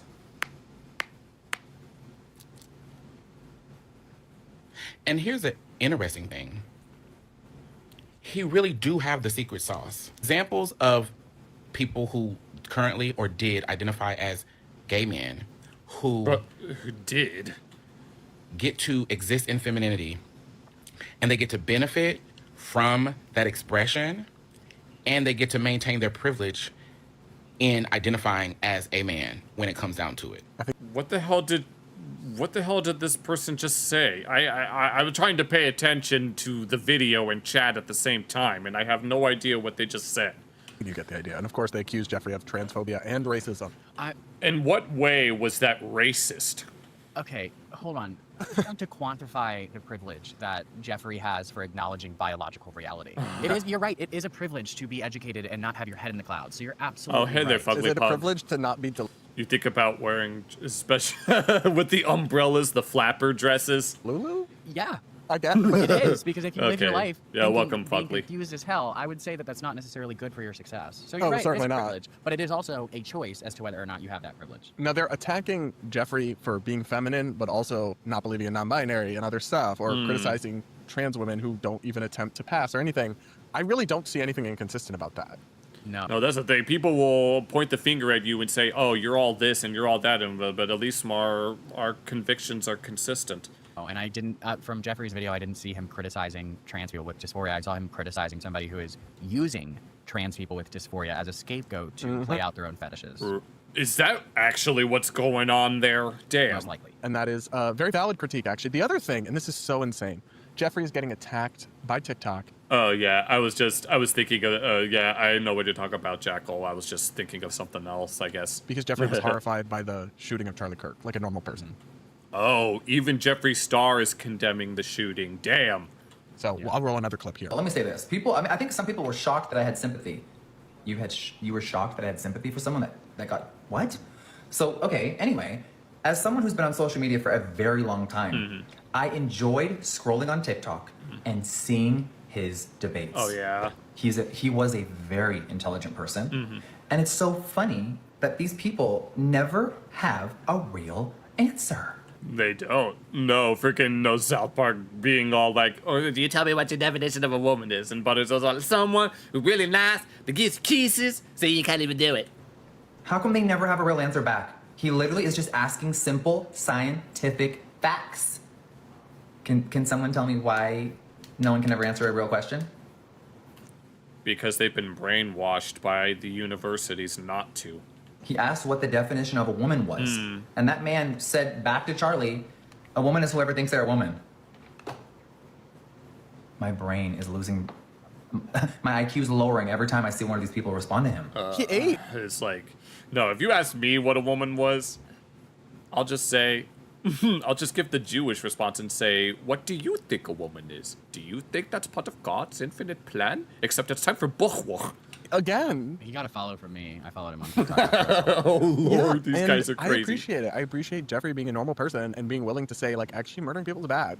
And it's very hard for them to try to paint Jeffrey out as, like, far right or anything. You can't be like, that's a far right extremist. Okay, yep. The Nazi. Yeah, someone with a gay guy with pink hair is a far right extremist. It's like, no, this is actually a very basic belief. And I just know that somebody like him most likely sits in the middle on a lot of issues similarly to like what we do, because if he Thinking is hard. Well, that's why they don't want to do it. It's too hard for them. They're incapable of any real original thoughts. They just regurgitate whatever the higher ups tell them to. enjoyed watching intellectual debate, well, not all of his debates are intellectual, then that means he enjoys seeing both sides, and I can respect that. Yeah. It means he's a human. And it's just being normal. He's also really smart. Like Yeah. Oh, is it? Yeah, he's made millions. Oh, of good dollars. businessman, Yeah. for sure. Yeah. Hello, Francis, And apparently 21. lives in like Montana or something on a massive ranch. Yeah, he Montana, moved. huh? I know he moved from LA to Montana. I mean, Interesting. I'd get out of LA too, but Yeah, I don't think I have any plans of going to LA anytime soon. Hey there. But no, California is the one state that Hank Hill would never want to visit because he has no idea what the MTV did to Bobby. listen, please, none of this is an endorsement of Jeffree Star. Like I said, I know nothing about him or his background. But yeah, I don't know jack shit about Jeffree Star either, other than that he's yeah. been eating up lately. And we're going to say if someone's eating, we're going to be like, Yep. Hold up. Let him cook. He was right there. And the fact that any of the things he's saying are controversial and that he's getting so much backlash and hate for this, like that hate video we showed you had hundreds of thousands. The gay alt-right overlords. It's time for the bowing down ceremony. Yeah. Is actually insane. Well, it makes me think that it has to be bots. I don't think Bots. you always. You'd be surprised. I mean, there is the whole like dead internet theory. Oh, hello. Thanks for everything's going great. Thanks for asking. But there's the whole dead internet theory where a lot of the people that you're arguing with online might actually be like bots, right? Like, or even like get $8 gas from tech. Yeah, no, I know how expensive California is. California, from what I could tell, is hella expensive. They say that, and I think that is a cope. I think you're trying to cope with how fucking crazy Because like, this what country the hell is is. going on? Like, I just don't. Like, but it might make you feel we weren't better. born in the dumbest time in history. But we lived in it. But now it's like I don't know any time in history where people were genuinely confused as to what was between their legs so much. Oh, good lord, no kidding. Like, I don't know, this reminded me of when people call the... I'm not a bot. You don't have to worry about that. Or am I? You don't know. I might be a bot, but I'm not. Or am I?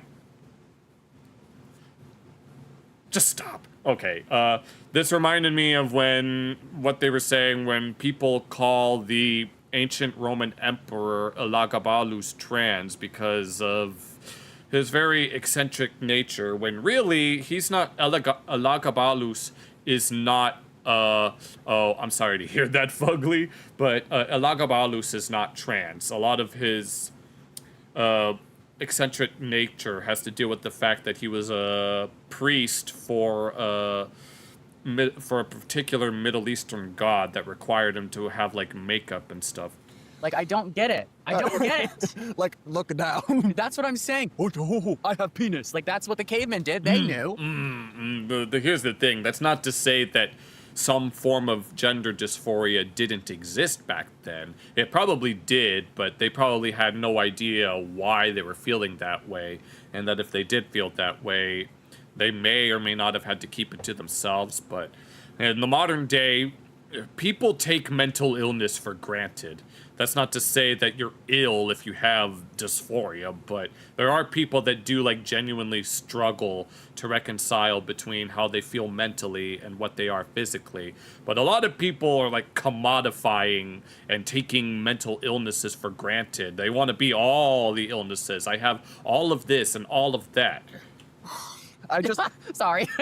And it takes away from people that actually have these conditions that are like struggling to get over them. I think this might be a code, but I do think, especially on TikTok, we will see if bots are a problem once it gets bought and the algorithm changes. That's right. Yeah, the government wants to buy from China or something like that. I just don't think. I think most of these are real people who are actually that. Or maybe like 12-year-olds. 12-year-olds. Maybe also mushy brains. Yeah. Yeah.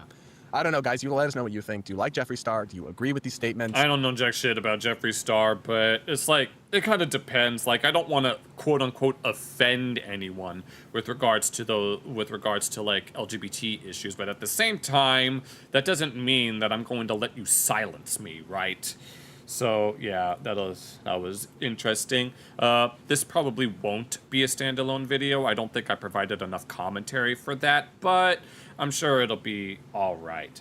Now, does anyone have any suggestions, or if you guys have any video recommendations? I do have 2 other videos that we could look at that I mentioned at the beginning of the stream, but if anyone has any, if anyone has anything that they want to talk about real quick before we move on, I have this video about who the Sabaeans are, and then I have this one about why so many faiths seem to come from the Middle East and India. But if anyone has any recommendations as for like something like in between, or if you got something else, I don't know if I want to watch that, but here, let's...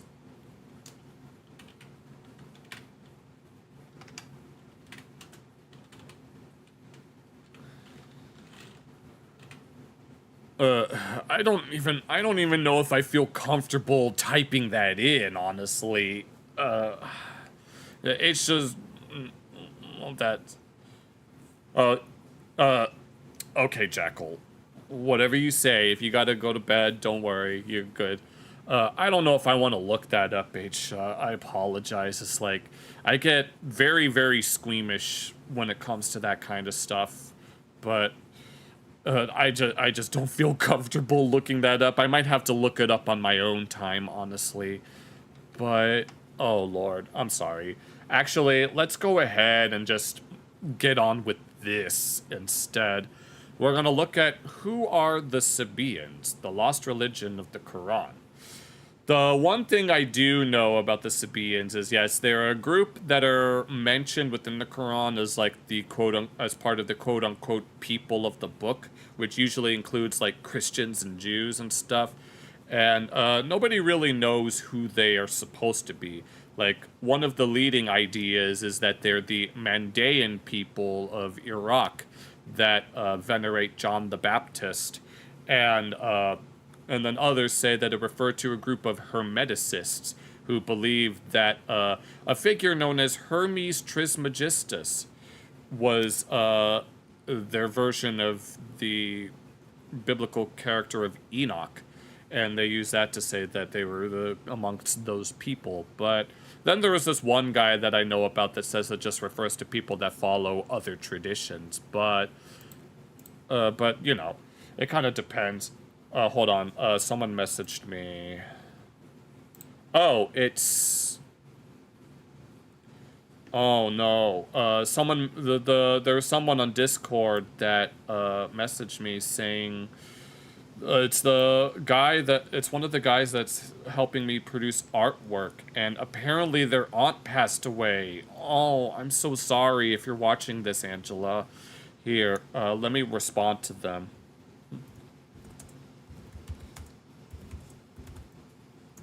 And then we'll get on with this video.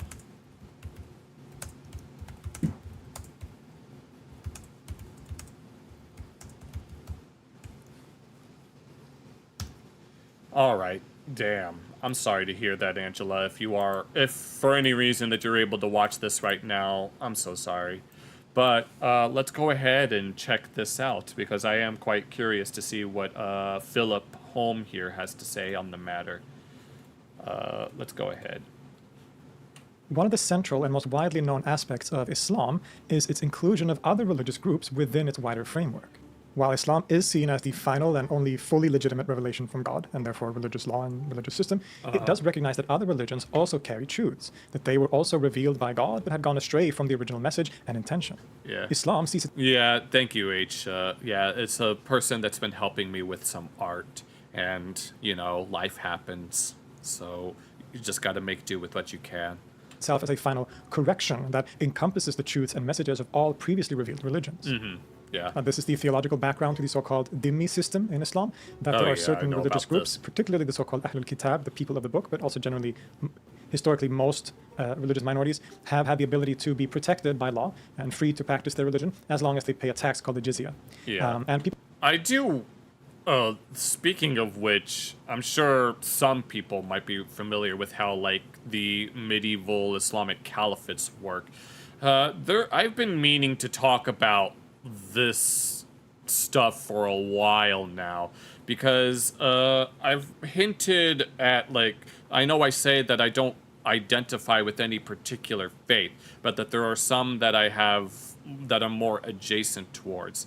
And I really, really want to talk about this kind of stuff with regards to, like, the meanings of certain words and, like, Arabic specifically. I mean, I apologize for dancing around such an identity, but it deserves a whole entire, like, dedicated discussion so that I could, like, properly explain how I feel regarding this stuff. But, oh my god, I'm sorry for rambling. People have different opinions about this. Some think this is just a kind of extortion, while others see this as a unusually open attitude towards religious minorities at that. It usually, regarding what Philip just said, it usually just depends on who you ask. Time in history, especially as a central part of the religion's theological teachings in itself, so to say. But regardless of one's opinion about that, that has been a central aspect of Islam and Islamic history.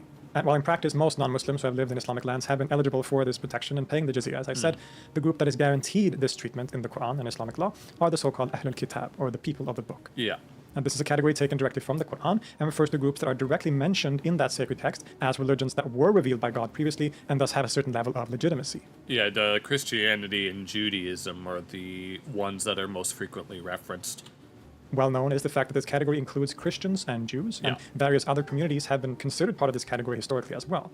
But there's actually a third group that is mentioned alongside Christians and Jews in the Quran, and this is where but whose identity is a lot more mysterious and confusing. They are called the Sabi'un, often anglified as the Sabians. They're mentioned in several places in the Quran, all in very similar context, and again, alongside Christians and Jews, as people who, depending on how one interprets the text, are possibly allowed into paradise despite their non-Muslim status. In Surah Al-Baqarah, for example, it says, "Indeed, the believers, Jews, Christians, and Sabians, Sabi'un, whoever believes in Allah and the last day and does good will have the reward with their Lord."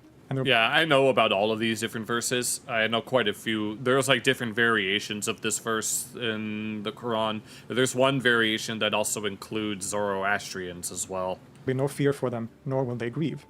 And there are almost identical mentions in Surah Al-Ma'idah and Surah Al-Hajj. And in the latter, we also get a mention of the so-called Majus, or the Zoroastrians. Yeah, that one. But who are these Sabi'un? I mean, Christians and Jews are pretty clear, right? There lived Jews and Christians in Arabia at the time of the Prophet Muhammad, so it makes sense they would mention them. They interacted with Jews and Christians, and these were widely known religions. Even the Zoroastrians were quite known.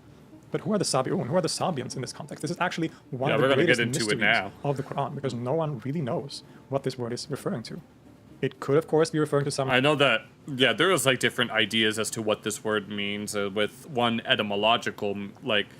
The possible connection to, like, the Mandaean people is because they heavily practice baptism all the time. Like, I know that in Christianity, once you get baptized, that's kind of it. But in the Mandaean faith, you baptize, like, basically every day. And the word for baptism in the Mandaean language, I think it's Sabah, or some variation of that word.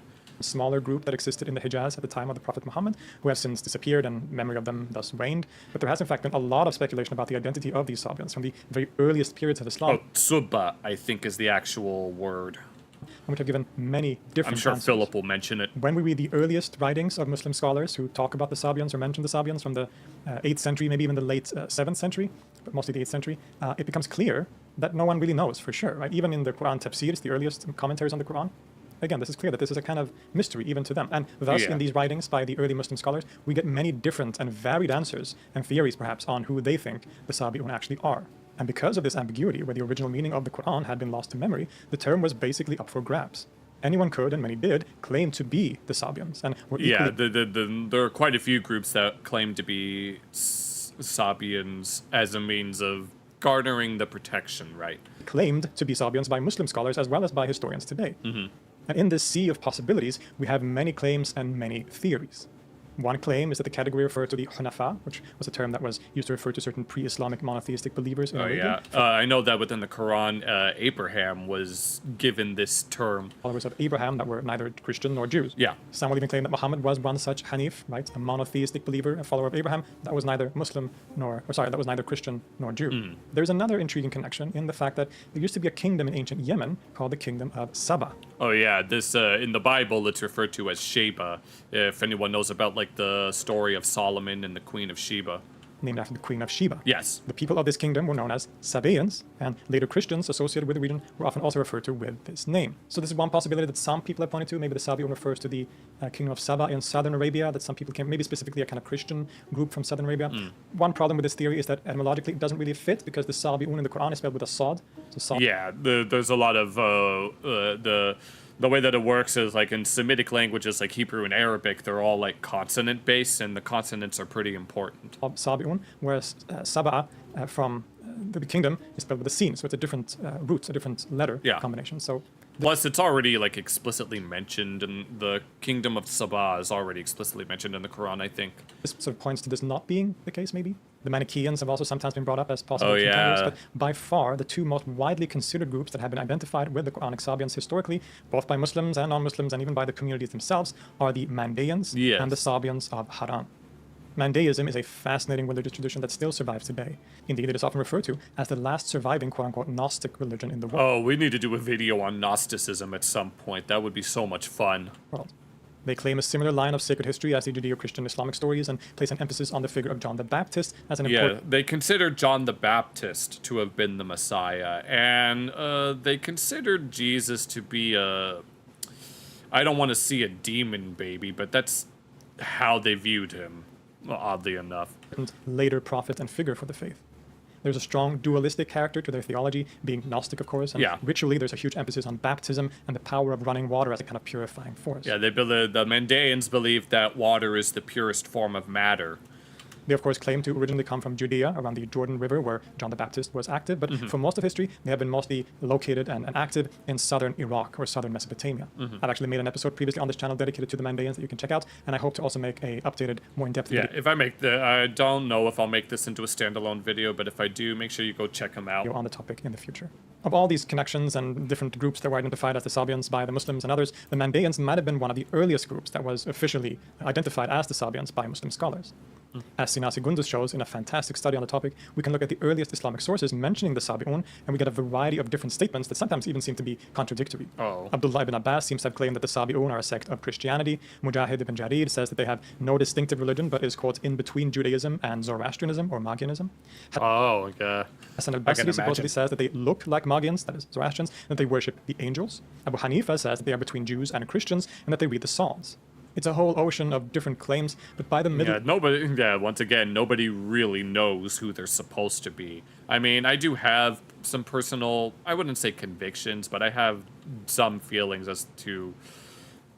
I kind of lean more towards the idea that they might just refer to people of other faiths that are, like, unspecified, which is the position of this one person that I read about.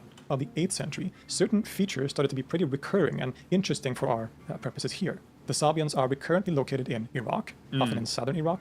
They are between Judaism and Christianity, or between Judaism and Zoroastrianism, hence perhaps having features associated with both. They believe in the prophets, though not all of them, obviously, according to Islam. They are monotheist and affirm the proclamation there is no God but God, just like the Muslims do. They pray 5 times a day, and they supposedly, quote, worship the angels. Now, these are all features that point quite conveniently towards the Mandaeans. They were, as we said... because they seem to share the same root word for baptism. Mostly located in Iraq at this time. They are generally monotheistic. They could be argued to have similarities with both Judaism, Christianity, and Zoroastrianism. In the Ginzarabba, the sacred scripture of the Mandaeans, they are told to pray 5 times a day. They do read Psalms, and the idea that they worship the angels is somewhat supported by the fact that angels, the malaika or malika, or good spirits, are an important feature of the religion. So while it isn't stated outright, it seems that by the 8th century, many people seem to be identifying the Mandaeans as the mysterious Sabi'un of the Quran. And this would continue to be a popular attribution throughout history, and still is today. It was even more firmly expressed and established in the 10th century in the writings of Ibn Bahlul, a Christian Arab writer. He writes in his Kitab al-Dalail, quoting another figure called Abu Ali, quote, "A few of them came into my presence in the city of peace, that is Baghdad, in the days of my employment as secretary for Sarah, the daughter of al-Mu'tadid Billah, may God have mercy on him, and my employment as secretary for her mother and for her sister, Safiya. I had requested for Sarah's mother as an administrative land grant the site of Bayadir, known as the Jewish in Al-Ghamida, and Adil in As-Saliq, all of whose inhabitants are Sabians. So I investigated their situation and queried them about it thoroughly. I found that they professed the religion of Seth, son of Adam."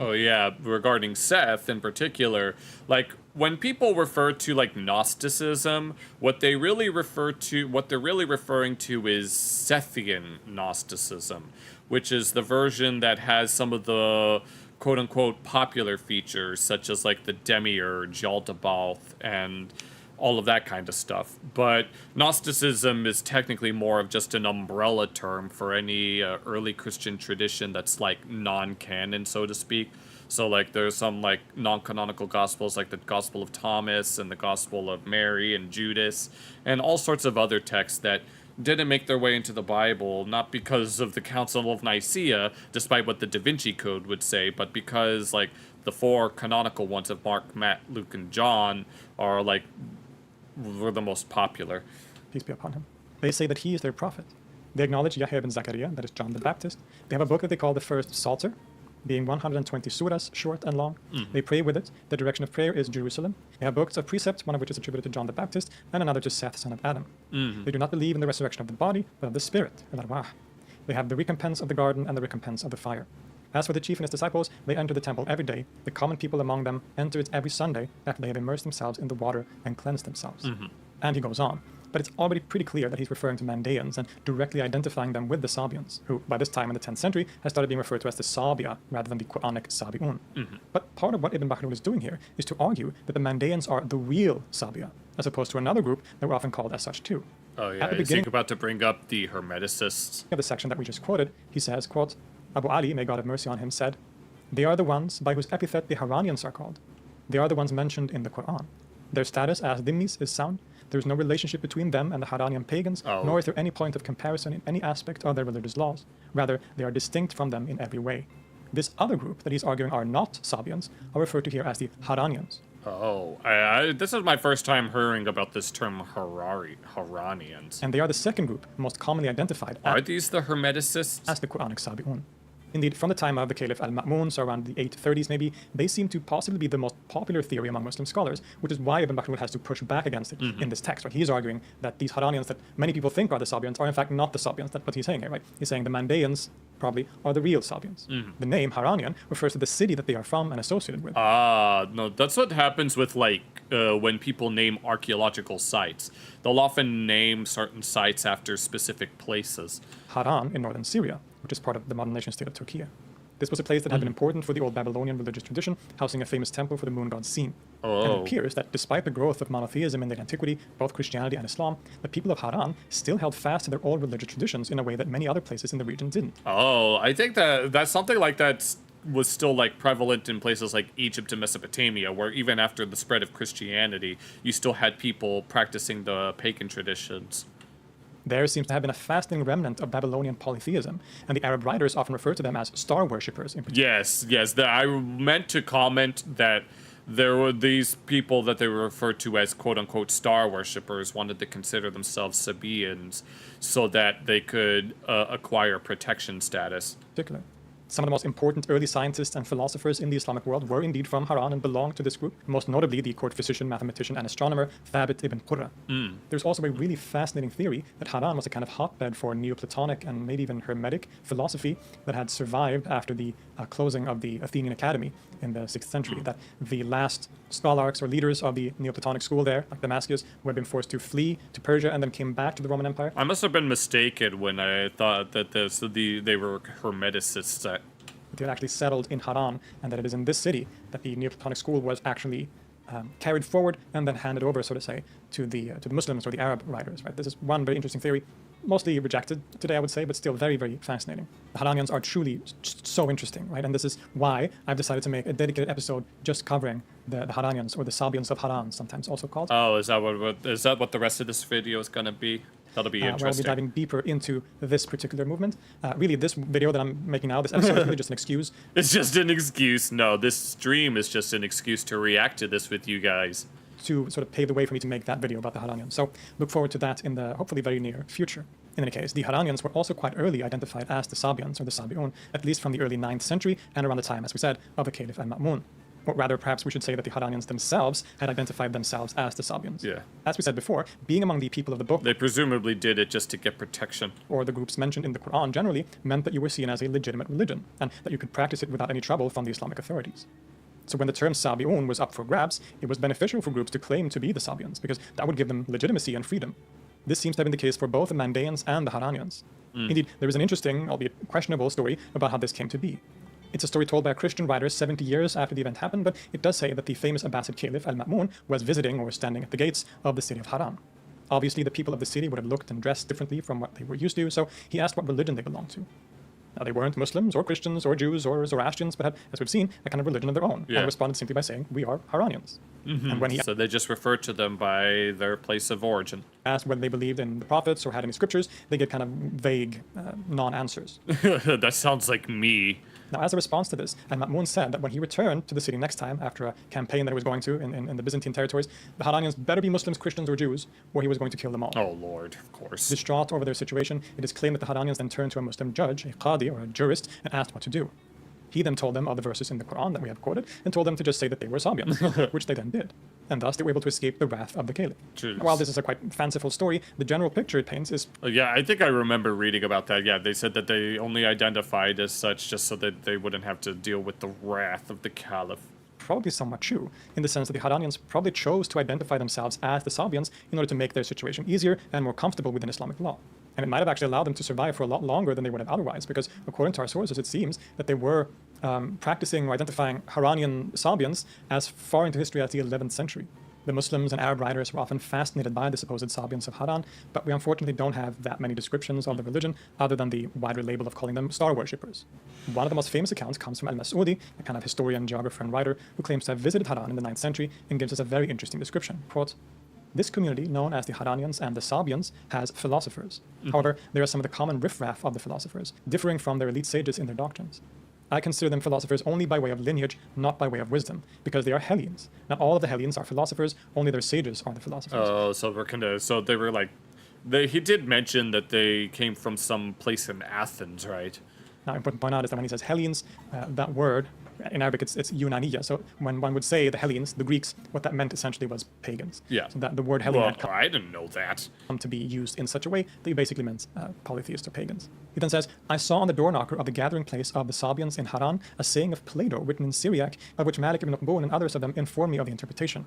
It is, he who knows his essence becomes divine. In Arabic, man arafa dhatuhu ta'aluhu. Plato has said, man is a heavenly plant. The indication of it is that he is like an inverted tree. Its roots are toward heaven, and its branches are toward the earth. Obviously, this is one of the main sources used by people who want to argue for Haran as this continuation of the Neoplatonic tradition. Having a quote by Plato seems to be a good indication. All else fails, just claim Neoplatonic philosophy. No, the Ismailis like that stuff. Of that lineage in some way, while others will disagree. But anyway, in any case, the Sabians of Haran continue to be among the most popular identifications for the Sabi'un of the Quran, or the Sabia. And when you read literature or source books, it will often refer to this community, the Haranians, as the Sabians of Haran. A very common attribution. Indeed, if there is one group that was maybe most widely accepted as the Sabians in the Middle Ages and perhaps further on, it was probably the Haranians. But don't quote me on that. But that seems to be the most common attribution. I should add, though, that by the 10th century, the term Sabians or Sabia had come to be used in a very wide sense as essentially meaning just pagans, too, and it would be used as such. Yeah, that's something that this one guy that I mentioned like twice already believes. For the rest of history.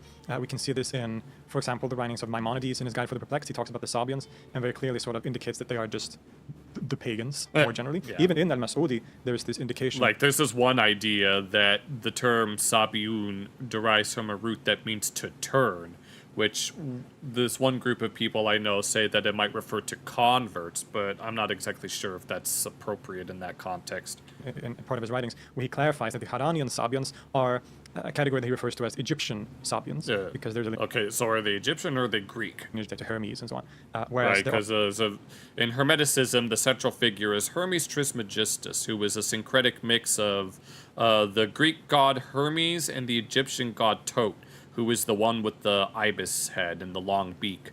Are Sabians of other regions and they're both that are gods of wisdom. Identified as Buddhists, for example, right? So Sabian could also come to mean just any pagan. But the point stands that if there was any particular group that was associated with the term, rather than its broad usage, it would have probably been the Haranians. But does this actually solve our problem? Well, not really. I would argue, and scholars would probably hold the same opinion, that it's quite unlikely that the Quranic Sabi'un is actually referring to the Haranians. Right. It's more likely that they adopted this name themselves for practical reasons later on. Yeah. Now, I would argue that the attribution of the name to the Mandaeans is a more likely option. Yeah, the Mandaeans is far more likely. Here, but even just that, based on linguistics alone, even. This kind of guesswork. Yeah. In short, we simply don't know for sure, and possibly will never know exactly what is meant by the Quranic Sabi'un. But there's another option that we haven't brought up, one that is favored by many scholars today, including Kevin van Bladel, and which is based on the etymology of the word itself and its use in the contemporary environment of Muhammad's Arabia. Indeed, scholars like van Bladel and others point to the Arabic word sab'a, which was this one. I must have been mistaken when I thought it meant to turn. Used at the time of the Prophet in Arabia and meant something like to change or to come out or to return.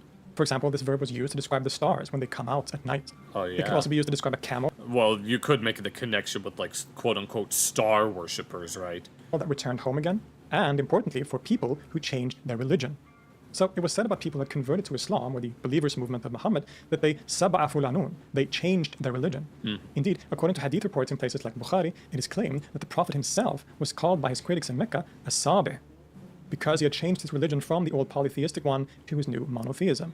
Well, the thing about that is that I know in the mainstream tradition they refer to themselves as like Muslim, right? But the Quran doesn't really use the term Muslim all that much. It's only used a handful of times. It uses the term believer a lot more than it uses the term Muslim. Rabi' ibn Ubad said, I saw the Prophet when I was a pagan. He was saying to people, if you want to save yourselves, accept there is no God but Allah. At this moment, I noticed the man behind him saying, he is a Sabi. When I asked somebody who he was, he told me he was Abu Lahab, his uncle.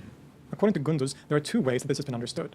Either the Prophet and those who joined him were called Sabi, or that they Sabid, so to say, to anglify it, because there was already a group of independent monotheists that were known as Sabi'un. And the Prophet and his companions were called this because their new religion resembled that one in some way, that this was the first association that people had to a non-Christian, non-Jewish, monotheistic religion in the region. The 8th century writer Abdurrahman ibn Zayd reports, quote, "The polytheist used to say of the Prophet and his companions, these are Sabians, comparing them to them, because the Sabians who live in Jazirat al-Mawsili would say there is no God but God."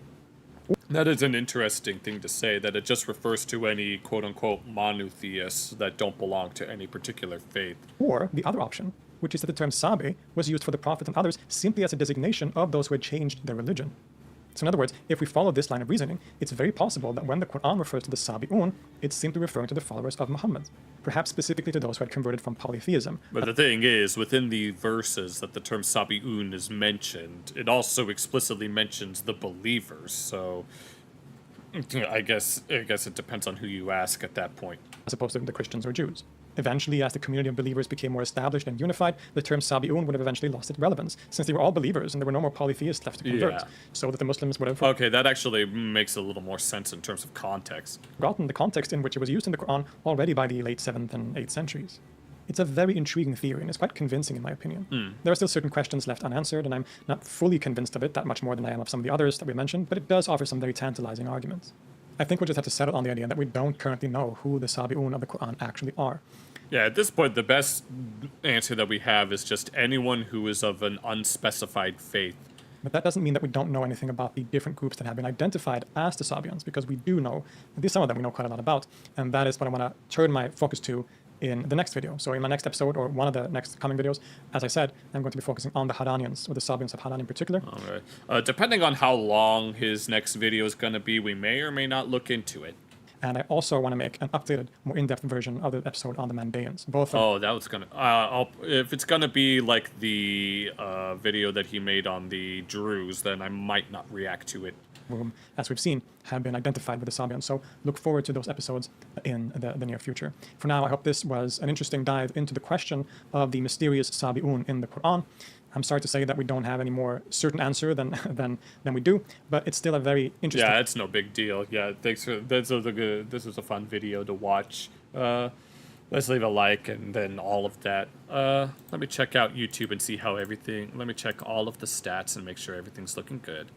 Everything seems to be doing good. We got like 5 people on YouTube, and we got 37 on Kick, which is about average as of recently. I can't be too mad at that. But yeah... I honestly do want to talk more about this kind of stuff. This kind of stuff has always been very fascinating to me, but I'd rather like talk about it, bring it up in a more like, I don't want to force that kind of conversation. I'd rather it just come up naturally. I know there was someone earlier in chat that was asking what I identified as, and I just said that I don't identify with any particular tradition, but that doesn't mean that I resonate more with some than others. But once again, it still requires a lot of elaboration. All right, the last video that I wanted to check out is this one about why all faiths seem to come from the Middle East and India. And this is something that even I've noticed. Granted, there are like plenty of faiths that come from like outside, like I wouldn't say Taoism is like Taoism, Confucianism, those are like originating in China. And then obviously there are like more indigenous beliefs around the world. And I'm not just talking about like the pagans, there's like many of those in Africa and especially in the Americas as well. But I saw this just casually scrolling through my phone in my recommendations, and I thought this would be a perfect video to react to. And I really wanted to check it out with you guys. It sounded like that it would be a lot of fun. I'm more likely to make this into a standalone video than some of the others. But if I do that, welcome to the channel. This is Bizcoon. We're going to be looking at Why All Religions Come from the Middle East and India by Soppy Frog Productions. Yeah, I saw this in my recommendations, and I just really wanted to react to it live because I thought it would be super fun.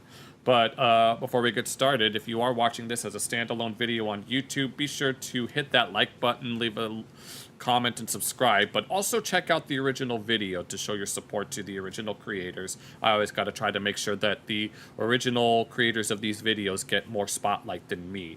So let's go ahead and jump straight into it. There are 4 major religions today that transcend ethnic and geographic boundaries: Christianity, Islam, Hinduism, and Buddhism. What are the odds that they all happen to originate in the Middle East and North India, within a narrow band near the center of the old world we'll call the Holy Belt? Yep. And even, like, you notice that, like, Iran is here, like, with Zoroastrianism, which was the primary religion of, like, ancient Iran and stuff.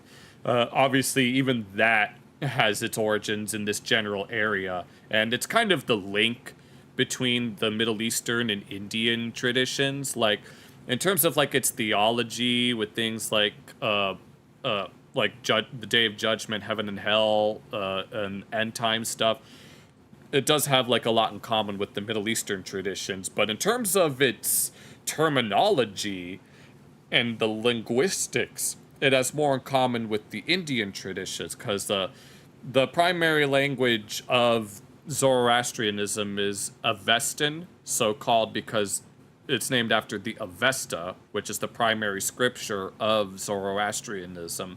And the Avestan language is closely related to Sanskrit, which is the primary language of, like, Hinduism and stuff. And they have, like, a lot of words for different they have a lot of religious terminology in common with each other. So I'd like to think of Zoroastrianism as, like, the missing link between the two. But let's continue. This belt runs 4,600 kilometers by 1,500 kilometers, or less than 4% of the habitable land area of the entire planet. Yeah, 4% of the land area, yet it makes up 99% of people's faiths. Why didn't any of the other countless religions from other regions of the world, like Amazonian animism, West African voodooism, Norse paganism, or Japanese Shintoism, spread widely? What's so special about this rectangular area? Is there something more spiritual about these lands? Or maybe... Well, I mean, people do consider these lands to be sacred by their respective peoples, so... I mean, the Middle East, in general, specifically, like, around Turkey, is the geographic center of the Earth's landmass.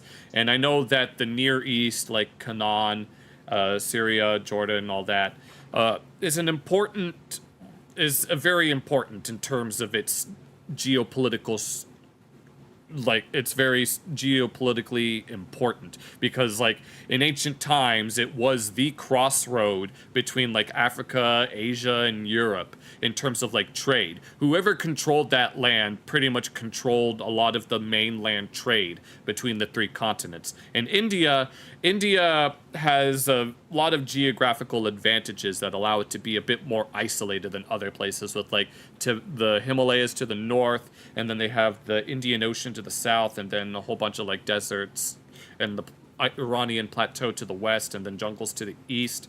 Obviously, it has its own thing going on just based on its geography alone. Maybe it's people. Do the gods play favorites and only send prophets here? Or is it all just an odd coincidence? Well, let's talk about it. Mod, if you're there...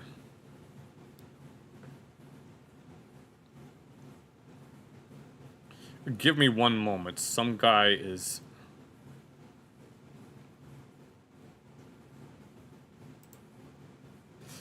Give me one moment. I need to hide this. Someone is spamming.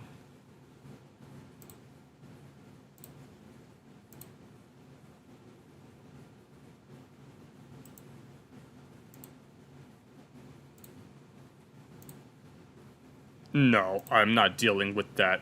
I don't know who the hell that they thought they were. I don't know if the mod is working right now. I'm gonna keep the multi-chat hidden for the time being. Apologies to anyone who had to see that. To start, let's look at the origins of each of the big 4. Alright, here we go. Christianity, the largest of the religions, boasts 2.4 billion followers, representing 31% of the world's population. Starting in Jerusalem, where Jesus was made a martyr on the cross, the religion spread rapidly, facilitated by the Roman Empire's expansive network of trade routes and roads that span from Britain in the west to Babylon. Yeah, the thing that allowed, like, Christianity to spread so far is because, like, it has partially to do with the fact that the Bible was composed in multiple languages, which made it, like, easy to translate, and Rome was a big deal. So obviously, it had that network behind it to help it spread. Babylon in the east.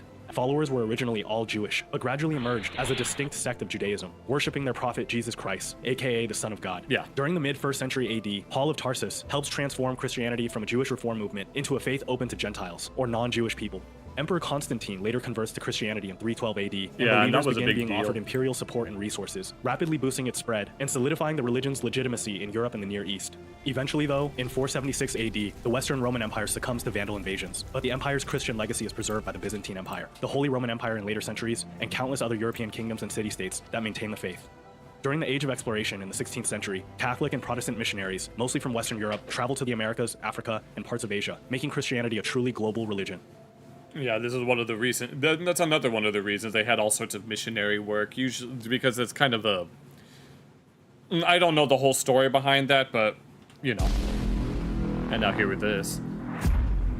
Islam is the second largest religion in the world with 1.8 billion followers, translating to 24% of the world's population, almost 1 in 4 people. Islam's beginnings start in 570 AD in Mecca, modern-day Saudi Arabia, with the birth of Muhammad. Like Christianity and Judaism, it preaches monotheism. Unlike Christianity and Judaism, Islam teaches that Muhammad is the seal of the prophets, meaning he is the last and final in the line of prophets sent by God, or Allah. Shortly before his death in 632 AD, Muhammad, for the first time in history, unifies nearly all the tribes of Arabia under Islam. After his death in 661 AD, the power vacuum is filled by the Umayyad Caliphate, which creates an empire spanning from North Africa and Iberia in the west to Western India and Central Asia in the east, propelling Islam far beyond the borders of the Arabian Peninsula, and at its height turns Arabic into the lingua franca of administration and religion for 62 million people, or nearly 30% of the world's population at the time. Various later empires like the Abbasid, Ottoman, and Mughal, alongside Muslim traders and explorers, would further spread Islam into South and Southeast Asia, Eastern Europe, and Africa.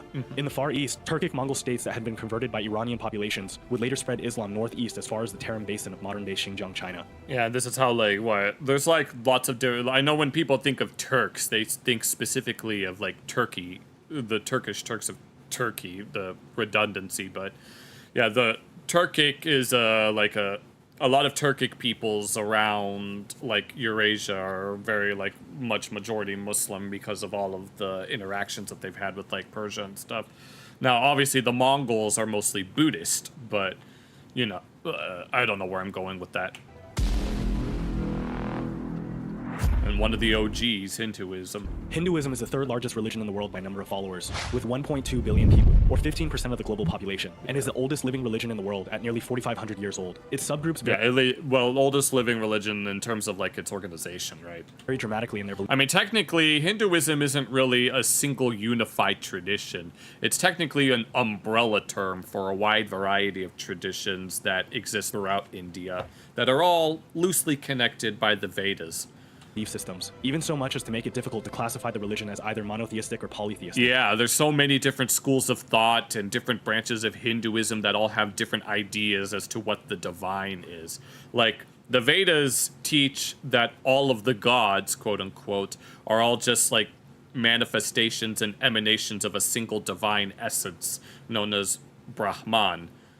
For example, most forms of Hinduism worship multiple deities. However, some emphasize that they're all manifestations of Brahman. Yes, exactly as I just explained. Single, ultimate, formless, and transcendent reality that encompasses everything. Unlike the other three major religions, Hinduism didn't originate from a single founder, scripture, or event, and it never spread through large-scale conversion campaigns. Instead, it grew... Yeah, that's another feature of Hinduism. Hinduism, yeah, has no... I mean, you could, like, say figures like Krishna or Rama might fall into that category, but they're not exactly founders. They're technically... the term for it is like culture heroes. Judaism is also kind of the same way. Judaism doesn't technically have a founder. It's just something that sprung up on its own. Like, people will say whether or not, like, just like how Hinduism has like Krishna and Rama, Judaism obviously has Moses and Abraham, but they're not technically like founders. Organically over millennia. Starting in the Vedic heartland of the Ganges Plain, it eventually grew to dominate the Indian subcontinent and spread more subtly through culture, migration, and trade, meaning there was no definitive start date, though the earliest evidence of Hinduism dates back to 2500 BC in northwest India, where archaeologists have found seals engraved with Shiva-like figures, sacred animals, and mother goddesses, proto-versions of many features that would be seen in what would later become Hinduism. Yeah, it's stuff in the Indus Valley, but we still don't really... Oh, hello, welcome back, Spenny, and an addendum of questions. Yeah, I can see you. Yeah, don't worry. I have the chat hidden because there was someone on Kick who was spamming obscenities. But I have YouTube chat opened up right here, but give me one moment to make sure everything is looking okay. Thank you for joining us. The religion would eventually spread throughout all the kingdoms of modern-day India and grow significant followings in Nepal, Bangladesh, Indonesia, Sri Lanka, and Pakistan. Yeah, the Hinduism kind of spread. Hinduism definitely had its fair share of like people from outside of India. Buddhism is the fourth and final religion on our list. With 500 million followers, they represent approximately 7% of the world's population. The religion's history begins in the 5th century BC with the birth of Siddhartha Gautama in Lumbini, modern-day Nepal. A prince of noble heritage, he ventures out of the confines of his palace and witnesses the suffering of the masses and decides to seek enlightenment. At 35 years old, he meditates under a Bodhi tree in Bodh Gaya and realizes the Four Noble Truths, Eightfold Path to Liberation, and becomes the Buddha, or the Awakened One. The religion really takes off in its dispersal in the 3rd century BC with the rise of Ashoka the Great, ruler of the Mauryan Empire, an unstoppable force in the Indian subcontinent, conquering one kingdom after another. However, Ashoka reaches a turning point in his life when he launches an invasion of the wealthy and powerful kingdom of Kalinga in eastern India. Kalinga resists fiercely, resulting in one of the bloodiest wars in Indian history up through this era. The casualties burn deeply into Ashoka's psyche as he witnesses the death and displacement of hundreds of thousands of people. Oh, is this... I do remember watching a video about Ashoka and his relationship to Buddhism. Is this where his fascination with the faith comes in? Brought about by his own hand. Filled with remorse, he embraces the teaching of the Buddha and sends hundreds of Buddhist missions to every corner of the empire and beyond. After being introduced to Central Asia, Buddhism would move eastbound via the Silk Road, where it would grow to become the dominant religion of East Asia. In later centuries, Theravada Buddhism would spread via Sri Lanka to much of Southeast Asia, where it grew to become the dominant religion in Burma, Thailand, Laos, and Cambodia. So back to our main question. Why are all 4 of these major religions all from the same general vicinity? Well, it's not just coincidence. Number 1, geography. Yeah, it's a geographical thing. Look at where Jerusalem, Arabia, and North India sit on the world map. They're all advantageously positioned tightly right in the middle of the old world, sandwiched by Europe to the northwest. Right, I was mentioning at the beginning of the reaction, like, one of the reasons why the Middle East has always been of great importance, not only for being the cradle of civilization, but the Near East in general, the Levant, has always been very important in terms of trade routes. Asia to the northeast, Southeast Asia and Oceania to the southeast, and Africa to the southwest. It was a natural hub for trade, migration, and cultural exchange. Ideas spread quickly here. Overland, the Silk Road ran directly through the region, where we found Chinese silks in ancient Egypt, dating back to as early as 1000 BC. Arabic, Levantine, and Persian caravan routes connected Europe, Africa, and Asia. Ancient cities in Kashmir and Punjab. Yeah, one of the things that allowed certain faiths to be able to spread so far and wide is just trade. And not only were they trading goods, they were trading ideas as well. Acted as the gateway between Central Asia, China, the Middle East, and the Indian subcontinent. And guess what? Hinduism originated right here in this very region. Maritime travel was social studies and philosophy. Kind of depends. Equally important. In India, we have 2 coastlines to the east and west. The Sea of Bengal brought Indian traders and explorers to Southeast Asia and China, while the Arabian Sea directly accessed Persia, Arabia, and Africa. Arabia was also sandwiched between 2 bodies of water, the Red Sea to the south. Yeah, it always seems to go back to trade routes. Like, I know that it's always easier to travel by sea than it is by land. South, and the Persian Gulf to the north. Arabic sailors moved up and down these waters for millennia. Lastly, Jerusalem sits directly adjacent to the Mediterranean Sea, allowing early sailors full access to all of southern Europe and North Africa. Our little spiritual region truly was the crossroads of the old world. Number 2, early urbanization. The Fertile Crescent and the Ganges Plain were among the first places with large complex societies, or what we call civilizations. Modern-day Iraq, Syria, and parts of Turkey and Iran can trace its history back 5,500 years to the rise of Sumer. Oh, hey Calvin, it's been a while. Modern-day Pakistan and Northwest India civilizations like Harappan, though a bit younger at 4,500 years old, are still considered some of the earliest civilizations in the world. Not to mention, evidence of farming settlements in this region possibly date back thousands of years earlier. Yeah, like within the Middle East in particular, we have multiple different periods of time before bronze became like mainstream. Determinism? I'll get back to you on that in a moment. Much of the rest of the world still... I think I've actually answered that question on stream, but I'll get back to you once I'm done with this. Hunter-gatherer eras, our spiritual rectangular area possessed a higher concentration of people, creating a demand for specialist professions like priests, scribes, artisans, bureaucrats, merchants, and philosophers to help people better navigate urban life, and allowed individuals to focus on a smaller number of skills by bartering with others that specialize in other skill sets. In contrast, rural welcome to history class. Gathering lifestyles offered fewer humans to trade with, leading to less expertise in a smaller number of skill sets, as individuals were required to be capable in a wider range of skills to survive. Naturally, certain individuals within these urban centers could now devote their entire lives to spirituality, preaching to others in exchange for goods and services. Ah, I see. This specialization... Yeah, when you're in an urban setting, obviously you have other people providing for you, and you're able to do a whole bunch of other stuff. and skills, including religion, became a valuable export that more rural societies were more likely to adopt. Number 3, written language. Sumerian, Sanskrit, and Elamite were some of the earliest written languages to ever be developed, and they all came from this rectangular region. Well, Sanskrit's kind of tricky because they didn't really have writing until a bit later after that. Inventions directly tie back to the early urbanization of this region, as written language became a necessity in high population areas due to a need for record keeping and administration with the increased volume of social interactions. Laws, inventory counts, and schedules needed to be communicated in efficient ways that oral communication often couldn't achieve. As a result of the development of these early writing systems, these urban regions could now export their writings to more rural societies that lacked their own indigenous systems, and along with it, their religious texts and doctrines. Religions from our region began being dispersed in a way that religions from places with no writing system could not. Number 4, need for universal ethical systems. Yeah. Again, this one ties back to the early... Yeah, ethics is pretty important in these types of societies. Urbanization of our spiritual region. Early tribal religions were usually tied to place and kinship. Physical things of worship unique to your locality. The chief of your village, a hawk in the sky, a tree in the forest, the river flowing through your valley.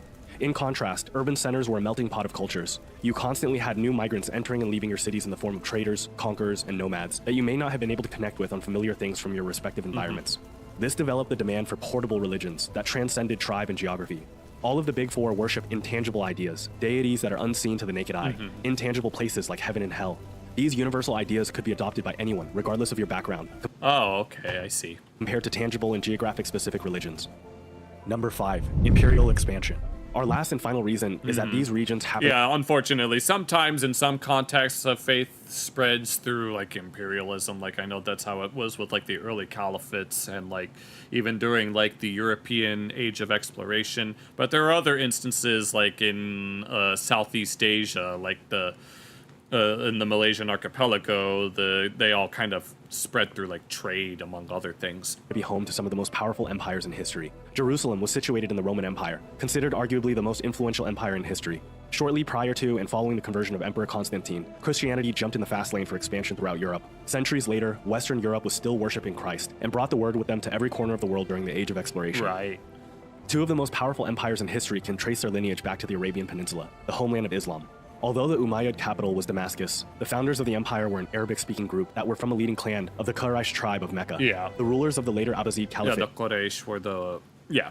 Although ruling out of Baghdad, were direct descendants of Muhammad's uncle.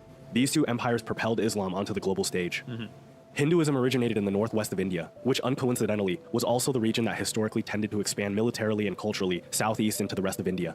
Vedic, Achaemenid Persians, Greeks, Kushans, Hunas, and Mughals were all examples of a repeating theme of southeast expansion from the northwest corner of modern-day India and Pakistan. Buddhism originated in the northeast of India, near Pataliputra, the birthplace of Emperor Ashoka, one of India's greatest leaders. He expanded the Mauryan Empire from Afghanistan in the west to Bangladesh in the east. He is credited as being the most influential figure in Buddhist history, for after his conversion, Buddhism spread widely throughout India, which led to the later spread throughout the rest of Asia. Yeah. But eventually it kind of got phased out in favor of Hinduism again. So there you have it, the pragmatic reasons why this rectangular region is home to the top religions in the world. Does it make sense? Or is there actually something spiritually special about this part of the world? It's probably both, if we're being honest, but no, that was a great video. I definitely enjoyed that. But, Spenian, are you still in the chat? Because I'm ready to answer your question now. Hello, Seiya, if that's how you say that in Kick. Welcome to the stream, nice to see you. But... Benny, and if you're still in the chat, let me know, because now I can actually answer that question. But yeah, I may or may not make this into a standalone video, but if I do, if you're watching this on YouTube, be sure to check out the original video and, and, show your support. But we're gonna move on to, in case Benny has any... if you're there, feel free to let me know so that I can actually answer the question that you had. I don't have any more videos lined up. Let's ignore that. But yeah, I got through everything that I wanted to. I mean, technically there were like 2 other videos I wanted to look at, but I don't want the stream to take too long. I'll watch those on my own since I don't want to do this all the time, but I do love talking about this stuff. It's stuff that I've always been kind of fascinated with. But I'm going to wait for Spanian to give a response if he's able to. We got quite a few people watching, but, Oh, you have a few other questions. a few months. Oh, do you have something you got to do? But I'll answer your question earlier about determinism. I have found a very unique way to reconcile between determinism and free will. In my mind, I imagine determinism as being rooted in the past, but that free will is rooted in the future. I imagine that because you can't really change what happened in the past, it means that it was kind of always meant to happen. But because we don't really know the future, then we can use our free will to decide that future. At least that's how I like to reconcile between these two. But if you have, what are you leaving for something for a few months? I'm gonna miss you. Aw. But if you have other questions, if you have anything else that you want to ask, if anyone else has anything that they want to ask me, feel free to let me know. I'm always down to answer some questions, as long as they're not, I guess, too out there. Because there are some things that I have no problem answering, but then there are some things that I might have trouble answering. But if anyone has any questions for me, feel free to let me know. I'm always listening, always watching, always waiting. Blaming everything on someone else. Do you know why you do it, Pink? I know why you do it. I know why you like surrounding yourself with inferior gems. It's because you want to feel like the best of the worst. You became rose quartz to deceive your piece of shit friends. But now you've improved upon that because you were even deceiving yourself. Because don't you see, even though you've embedded yourself in that human child, your light can't help but shine through. You know you're in there, Pink. You've known it all along, and it's time to come out now. If anyone has ever seen Steven Universe, I'd imagine, I apologize for anyone who's never seen Steven Universe who has no idea what I just said. But if anyone has any, or if I know that Aisha had like a suggestion, but I don't know if I feel comfortable looking that up. We've got like about a half hour at most. Yeah. Oh, you take breaks from internet? Ah, that makes sense. I think that's a good mindset to have. Like I try not to go on the internet too much, although I do like to scroll through to see if there's any videos that I might want to listen to. I like listening to music and like podcasts. Well, not podcasts, just if there's like an hour-long video by a YouTuber I really like, I like to listen to them while I'm at work. But if you have to take a break, well, you don't have to take a break from me. You can just take a break from everyone else. I'll take all the interaction I can get. But if you have other questions that you want to ask before you take one of your internet breaks, go ahead and lay them on me, and I've got the rest of the night. I've got all night for all of this. No, I remember. In the second stream, I think it was, I got a crap ton of people just spamming, and I'm like, oh yeah, it's a party, having all people like commenting left and right. And I think there was that, oh, what was it? Yeah, there was someone that wanted to help me make like art and stuff that was also there, but there was so much going on, it was kind of hard for me to focus. But part of me actually wants to look at something funny, but I'm not exactly sure what that would be. No, I really need some interaction. Like, I've been collaborating with some people behind the scenes, and I've been asking, I've been asking them, like, if there is any way that we could get some proper interactions. Because I know that, nominal or platonic. Here, let me check the difference between those two. Oh, whoops, don't do that. No.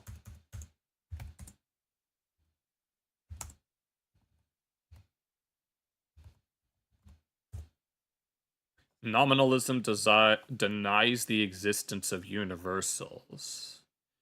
Let's see. I'm trying to think. I don't know if I would deny the existence. I don't know if I deny the existence of universals, so I'm not sure that I would consider myself nominal. But let me read more of this. Motivation for this flows from several concerns, the first one being where they might exist. Plato famously held on one interpretation that there is a realm of abstract forms or universals apart from the physical world. I'm not getting any... But no, I don't... Oh, okay. I thought you were comparing two different things. No, I don't reject the concept of universals. I do think that there are some things that can be like universally agreed upon. I mean, there was someone in chat earlier we were reacting to this SHOE0NHEAD video where the normalization of murdering people seemed to have been promoted in like the context of like Charlie Kirk. And I'm pretty sure murdering people being bad is definitely something that can be considered like universal. So obviously for something like that, I don't think I would reject the concept of universals. You have any if that answers your question. These are some very interesting questions that you've been asking me, Spanian, and I really appreciate that. You've given me a lot to think about. But if you have any other questions, if anyone else is watching this, feel free to chime in and see if you guys have anything to say on these types of questions. No, Spanian being given me the hard-hitting questions that even I don't necessarily know the answer to. Do I think as a mean or an end? Interesting. I mean, free speech is just when you say what you think, regardless of what other people have to say. I know that one of the things that people brought up as an argument for free speech is when someone says something that's objectively false, and so we call them out on it, or they say something that like a hot take, I guess, and then we call them out for such a take. But when it comes, like here in the US, when it comes to like the incitement of violence, as well as libel and slander, are things that are not protected by free speech. Like there are like free speech absolutists that believe that you should be allowed to say whatever you want, regardless of the legality. But a majority of people aren't necessarily absolutist in that regard, saying that, no, we don't accept, like, they don't accept violent rhetoric, wanting violence upon other people to be free speech. And they also don't consider, like, defamation and slander to be free speech either. So So I'm not sure how to answer whether or not it's a means to justify any end. I just know that a lot of people on the internet are very passionate about free speech, and I'm not particularly passionate about it, but that doesn't mean that I'm going to restrict people's right to do so. Although there was someone on Kick that was spamming some obscenities. So, but that mostly have to do... do I think democracy? Well, oh, that reminds me of this video. Here, let me...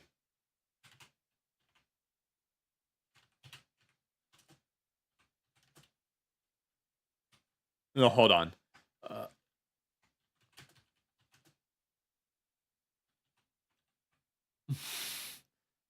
Oh, hold on. If I can find it. This video, if you've seen this video before, I don't know if I'm allowed to really show this word on YouTube, but I'm gonna play it anyway. Hold on, let me, if I have to slow it down real quick. This isn't how I feel, but I do think that it's kind of funny. Because democracy basically means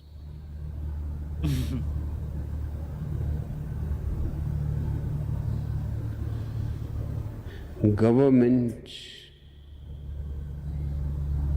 by the people, of the people, for the people. But the people are retarded. Now, this isn't necessarily what I think, but it does make you think, right?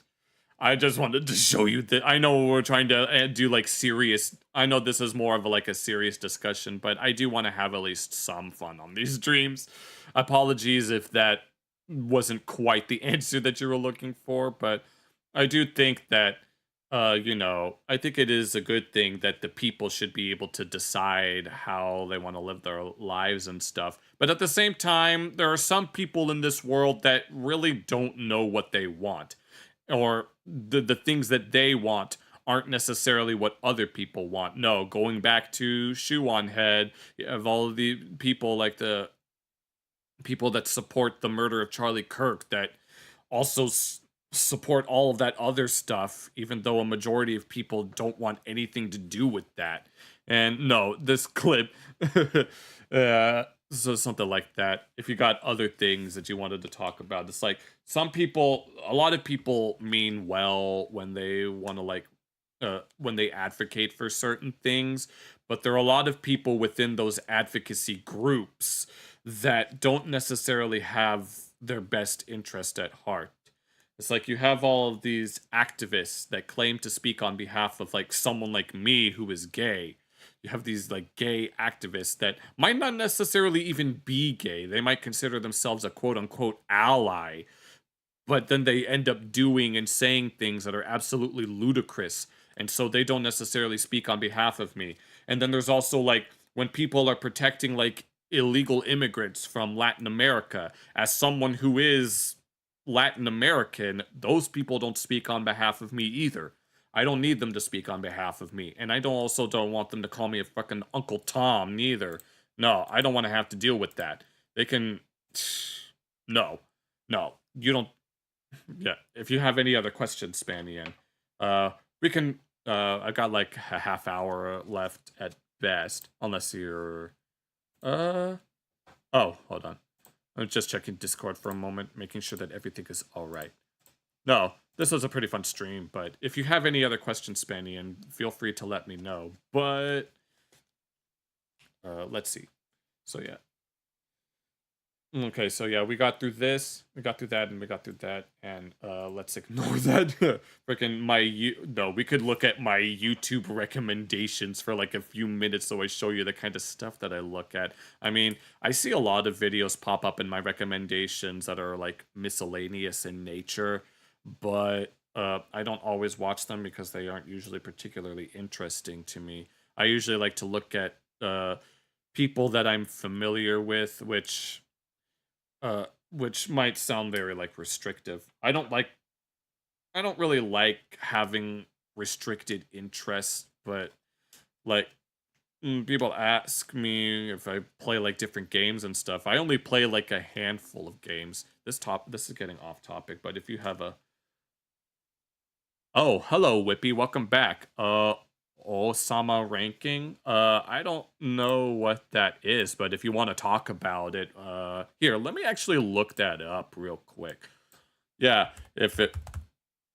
Okay, ranking of kings. This is my first... When I heard that term, Osama ranking, this is my first time hearing about it. Oh yeah, last one. A new renaissance isn't coming. Oh, you don't even know the half of it, Spanian. Trust me when I say that I am going to bring about the renaissance. No, it's been in the works for years. Like, that's the thing. Like, I know that Isaac Newton was into like the occult and stuff. So much so that he was also into biblical prophecies, who believed that the world as it is today, or at least the current age of this world, would end around 2070, with which it's not going to be the end of the world, but it's going to be the end of our current understanding of like society, that society will just be reborn after that year, so that it's something that so that like when it comes to like death and rebirth, like the quote, Master Xehanort in Kingdom Hearts Birth by Sleep, they say ruin brings about creation. So what then would another Keyblade War bring? Granted, that's not to say that I want World War III to happen, but if we all know, like, the story of Norse Ragnarok, where the final battle between, like, the gods and Loki and all that stuff, where after the war is over, the world ends up getting, like, remade into something better and brighter. I can imagine that kind of scenario happening. I mean, I'm pretty sure plenty of people don't want, like, a World War III scenario. It shouldn't have to happen. We should be able to have a renaissance that is independent of something like that. I do firmly believe, honestly, that a new age for the world is on the horizon. And personally, I unironically want to be at the forefront. I want to be there to help usher in, like, a new age for this world, as as presumptuous and as conceited as that might sound. It's like, I know that my mom in particular, often tells me, and this isn't me trying to boast about myself, because I really don't like boasting about myself, but she always tells me that no one deserves me, that no one is ready for what I have to say, which obviously I don't really think that much about the things that my mom has said to me, but I wonder, honestly. And that's actually one of the reasons why I made this channel. One of the reasons that I'm having this made this YouTube channel, and I'm currently working to get my Kick channel verified. It's to be able to talk about these kinds of things, you know? I want to be there for people when they need it the most. I want to be there for, you know, when even in the darkest of times, there will always be some lights that'll attempt to shine through, and I'm sure my mom thinks of me as one of those lights. She thinks of me as a sort of conduit, so to speak, a spiritual conduit, as someone feeling the quote-unquote Messiah.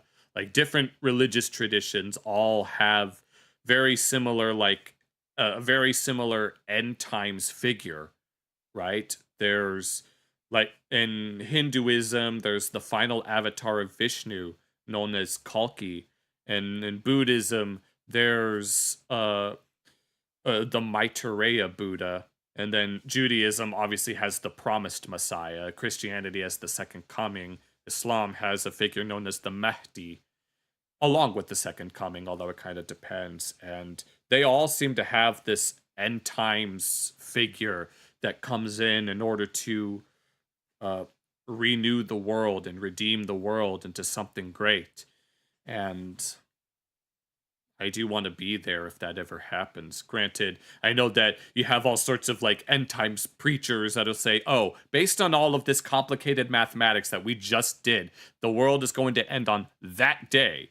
But if there's one thing that I've learned, at least in my time studying different faiths and stuff, is that only the Lord knows when the end comes. Only He knows. Nobody else on Earth can claim to know. I mean, you could make predictions, but that doesn't necessarily mean you know.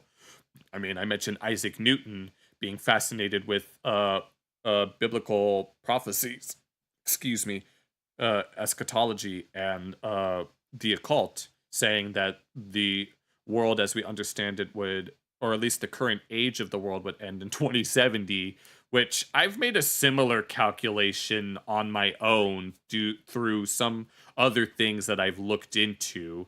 I said 2071, a 1-year difference, but I don't know what that says about me and whether or not I have. I mean, once again, whoops, sorry. VTube Studio doesn't like it when I put my hand in front of my face, but I don't like boasting about myself. I don't want to say that I know better than anyone. I don't really know any better than anyone else. I don't claim to know better than anyone else, and even though my mom holds me in, both of my parents hold me in very high regard as someone with a lot of, like, patience and persistence, and a lot of just kindness and stuff. I have too much patience for my own good, honestly. The amount of patience that I was blessed with, well, it's both a blessing and a curse. They're like this VTuber model that I've been using. I've waited so long to be able to use it, but due to some circumstances that were out of my control and out of the control of the guy that made it, it took a lot longer than I expected. And honestly, the patience definitely paid off, and I couldn't be more grateful for that. I love this model. I really like it. It's very cute, and I'm so grateful that I even have it. And I'm so grateful that I'm even able to stream in the first place, to be able to talk to all of you about all of this stuff. And this is the kind of stuff that I've been meaning to talk about, even within like all of the recent stuff going on with like Charlie Kirk and the radicalization of politics. It's like there has to be at least someone has to be there in order to help bring people to their senses, to bring people back to reality, regardless of what side they belong to or what tradition or ideology, religion they identify with. Someone has to bring us together. I'm not saying that it has to be me. I don't really want to bear the burden of something like that, especially since I'm not particularly relevant in any way. So it's like the fact that you guys are even taking the time to notice me is more than I could ever ask for, in all honesty. And, you know, I guess this is the kind of stuff that I've been wanting to talk about, and I couldn't be more grateful. But yeah, when it comes to how I feel about like a new renaissance, I do firmly believe that in spite of everything that's been happening in the past decade, I firmly believe that it's all growing pains, you know? Jared Henderson, I thank you for your compliments, Spenny, and it really means a lot. Let me look up Jared Henderson. I feel like I should know who that is, but I don't really. Commonplace book. Oh, maybe I should be. I feel like I've seen this guy a few times before. I think so. Plato's Republic. Everyone is cheating, even the professors. Oh, no, I remember hearing about that. Right? People using AI. Once again, freaking AI. To do, like, helping them with... And it's unfortunate. No, I remember there's a content creator that I've been watching as if for the past, like, half a year called School Principal Reacts, who reacted to a Wired video or something like that, where there was a teacher that was talking about when people use ChatGPT. No, one of the things that teacher mentioned is that she uses ChatGPT in order to teach her students all of the mistakes that ChatGPT was using. And I just thought that was... And then, why we can't focus? Amusing ourselves to death? No, I can relate to that. When I'm like endlessly scrolling through YouTube and I can't just find even just one thing to watch. My interests are so narrow and far between. And then there's the whole, I know about the American literacy crisis too, like, which is one of the reasons why the Department of Education is being reworked from the ground up. No, I think I have seen this guy pop up in my recommendations. Yeah, the internet keeps getting worse. Yep, yeah, pretty much. That's what's been happening with, like, Charlie Kirk. The universities are businesses. Maybe I should look into this. Elite college students who can't read books. Now, I do admit that, like, I kind of just don't like reading. It's not because I don't want to... 5th grade ruined reading for me, that's all I can say. Like, there were books that I wanted to read just on my own, but to have to read a book that you don't want to read just because it's part of the curriculum is something that ruined reading for me. And so, thanks to that, language arts in English class ended up being my worst subject throughout all of school, especially with regards to reading. Like, I'm a better writer than I am a reader. I don't like, whenever we had to read a book for school, I don't like annotating. I don't like annotating books because I just don't feel like it. And I also don't like, I know that a lot of readers do annotate their books, like, especially if they have, like, book club or something like that. But my best subject was always math. So, and stoicism, huh? Maybe I should take a look at him at some point. Maybe I could react to one of his videos on stream, but I thank you for those compliments, Spanian. It means a lot. Whippy, if you're still there, if you want to talk about Osama ranking, feel free to give me some, if you're still there, that is, feel free to give me any thoughts that you might have. But no, regarding Renaissance, even in the darkest days that we're living in now, I still believe that we have a bright future ahead. It's just, yeah, never use ChatGPT to write essay. Oh, use that. Oh, that's interesting. No, I know that there are a lot. I've seen a lot of videos pop up in my recommendations about teachers just quitting because they can't handle Gen Alpha. No, I remember watching a video of someone where there was a video short that was shared of a kid who was just yelling at the teacher and ended up fucking throwing a desk at the teacher. And I was like, what the fuck? What the hell who the hell is raising these kids? But of course, you can't do anything about it because then it's considered child abuse.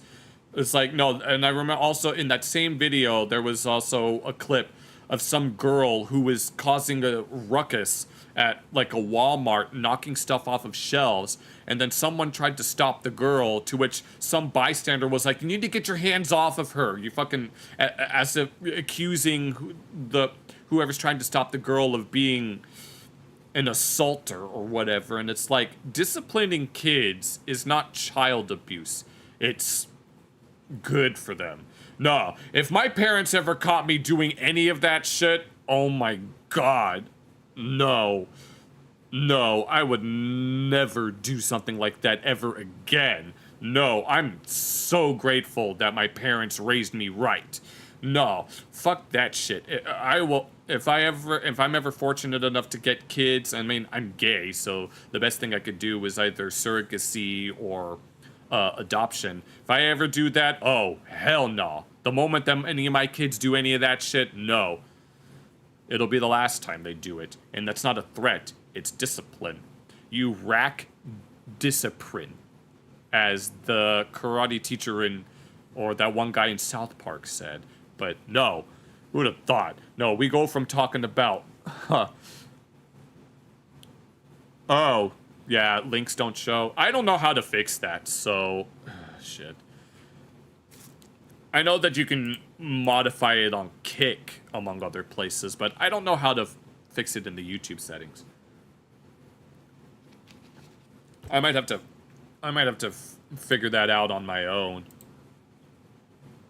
Hold on. Oh, your message ended up getting auto-deleted, Spenny, and you said, I'm an extremely wise little... And I'm a sexy... Oh, Lord. Goodbye, live long and prosper. Thank you, Spanian. I might have to... Yeah, unfortunately, Spanian, your message got auto-deleted by YouTube, but it popped up in the multi-chat. Thank you for your compliment, and although your remark on me being sexy, to each their own, I guess. I mean, yeah, my avatar is cute. I wouldn't mind giving it a little hug, but... Alright, if you're gonna take your little internet break, then I guess I'll see you when I'm... Hopefully once I'm verified and I start making money. Alright, here, let me look that up, Whippy, real quick, before I forget. Nope.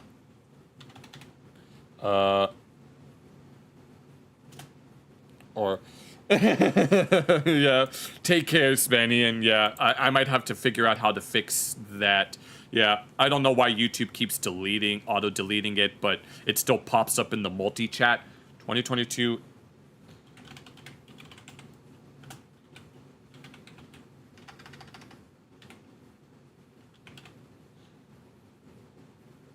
Recommendations, all summer ranking. Do I just look at this video specifically, or at least the part about all summer rankings? I'm guessing this is the one that you're talking about, Whippy, because we can look at it as little like one more thing before we could finish up, before we end off the stream for the night. But okay, we'll look at it real quick. We'll go to the part about all summer ranking. All right, all right, we'll do it just for you. Let's go ahead.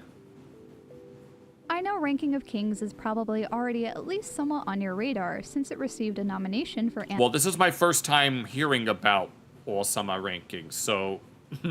Anime of the Year in the Crunchyroll Anime Awards. And I know that, logically speaking, I should put it somewhere in the middle of this list for the sake of audience retention. But if there's only one show on it definitely looks cute, unless this is an intro. This list that you actually consider watching, I think I want it to be this one.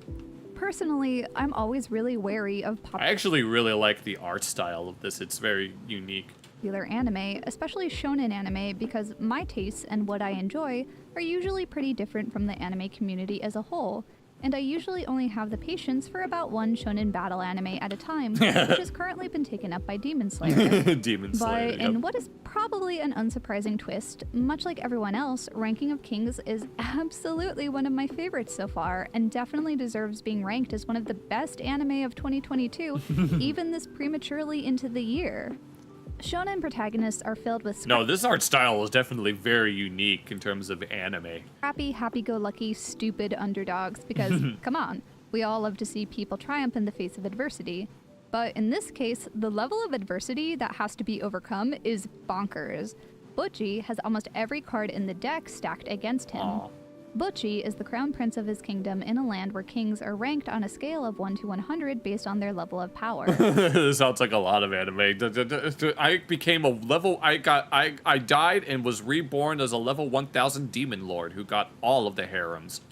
And while he is a sweet, sweet, precious baby boy, at like 1.5 feet tall, he's not very strong and pretty naive, which is all pretty standard shonen fare. Honestly, the art style kind of gives me Steven Universe vibes. But what isn't Not gonna standard lie. is that he's also deaf and mute. And like, it isn't a gimmick or hand-waved at any point. He and several other characters have to use actual sign language to communicate. And while Butchie can lip read, if a character is wearing a mask or standing... So, is Iceland the gender equality haven for women? It seems to be. And BBC, I don't know. I'm kind of skeptical of the BBC, to be honest. But, and then Mongolia, that sounds interesting too. behind him, he can't understand them. Like, I haven't seen disability representation this good in a shonen battle protagonist since Full Metal Alchemist, and even that series had some cheats. Automail is still very much a sci-fi prosthetic with the amount of range and movement it can do.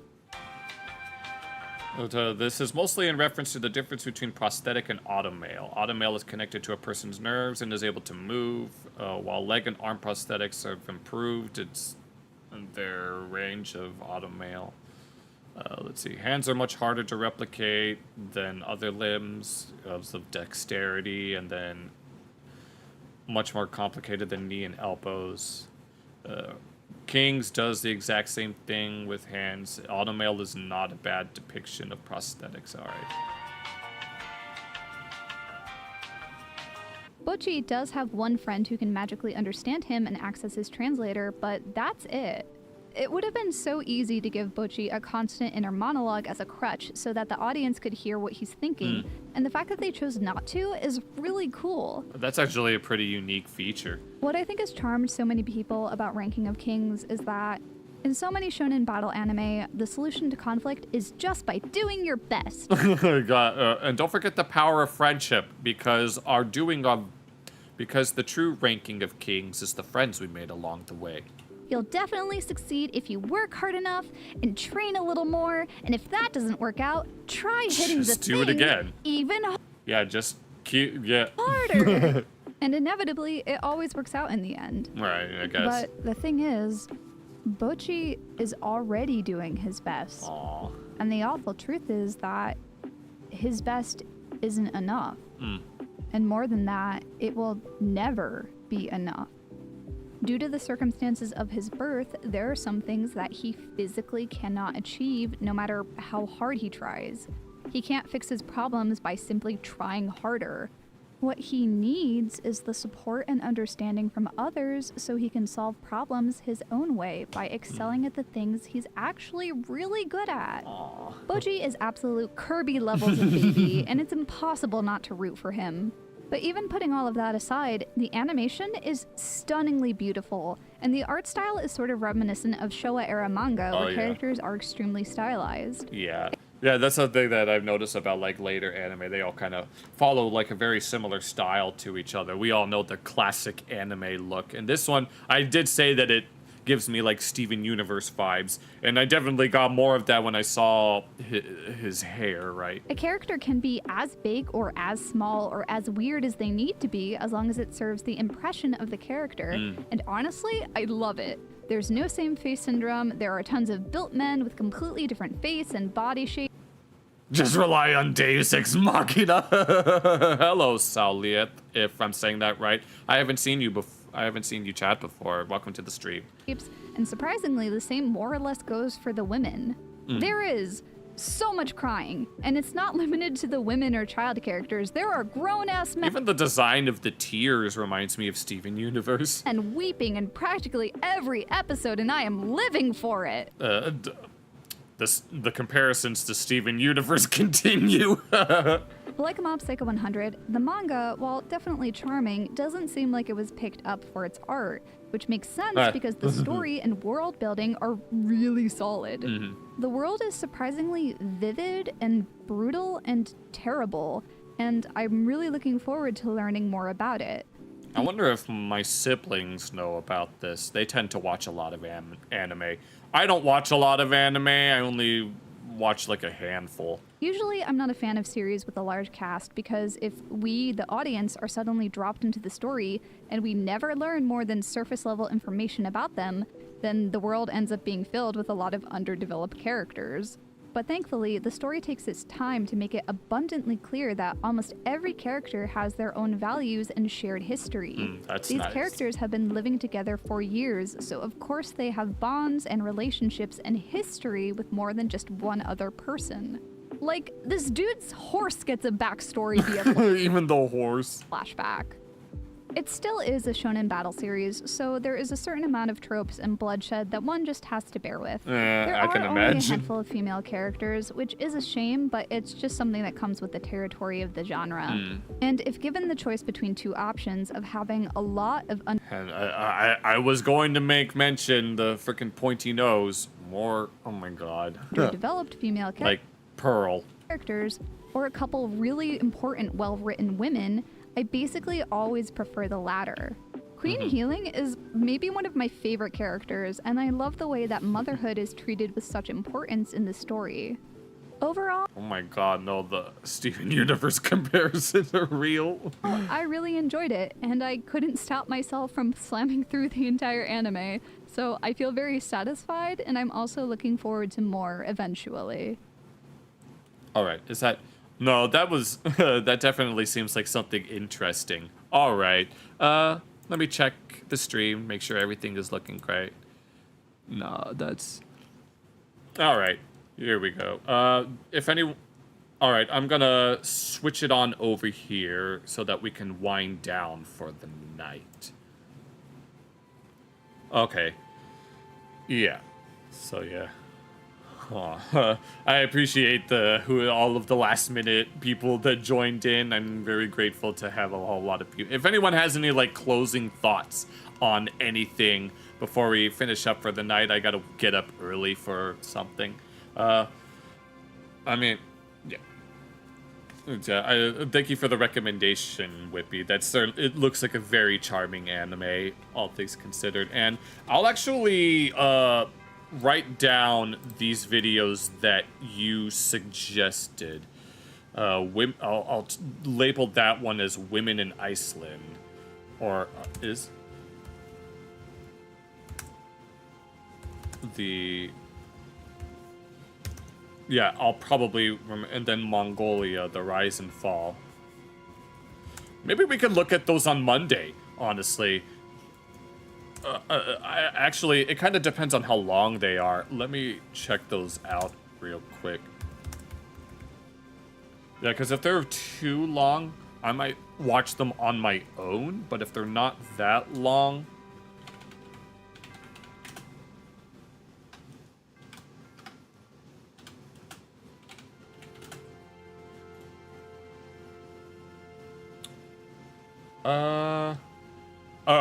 Oh, I found it. Oh, yeah. Oh, I do know DW. Oh, what about yours? Oh, do you mean the Dallas? I honestly don't feel comfortable looking that up. Or are you thinking of the other video? Or are you thinking of some other video? I don't feel comfortable typing in Dallas decapitation in the search bar. I just don't feel... let me look for this. I'm so sorry. I know that I don't want to leave you hanging, Aisha, but I don't know if I feel comfortable looking that up. I hope you can understand.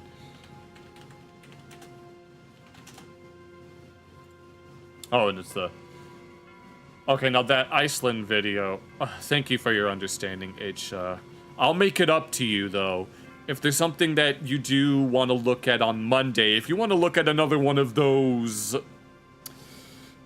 things that we looked at Thursday, we can do that on Monday if that's okay with you. That's how I can make it up to you. If you have anything like that you wanted to recommend, if anyone's confused by what I'm talking about, you'll find out if you join me on Monday and Aisha wants to recommend that. But, alright, I saw both the... Yeah. We can take a look at the video about Mongolia and this one about Iceland next time, but yeah, thank you for your understanding, H. I don't want to leave you hanging, so I'll make it up to you. If anyone has any closing thoughts before we end the stream, be sure to let me know so that we can, I guess, get them out of the way, and if not, then... But yeah, that was certainly nice to look at. No, Spanian, he probably already left, but no, those are some very nice things to say. Oh yeah, watching TV in Turkmenistan. Oh, you watch Geography Now? Oh, I've watched every single I've kept up with Geography Now since the very beginning. Oh man, and it was a freaking trip. I freaking enjoyed that. Watching TV in Turkmenistan. Let me look that up.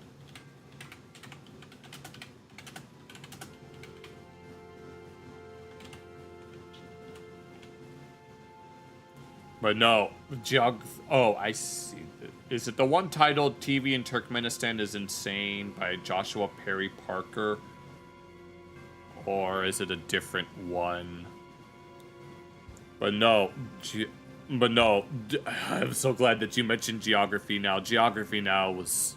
No, I've been with that since the beginning, and even now I'm still watching videos that Paul uploads, the Geogratalk videos. What was his most recent one?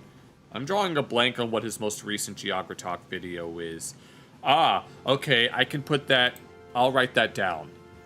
TV in Turkmenistan is insane.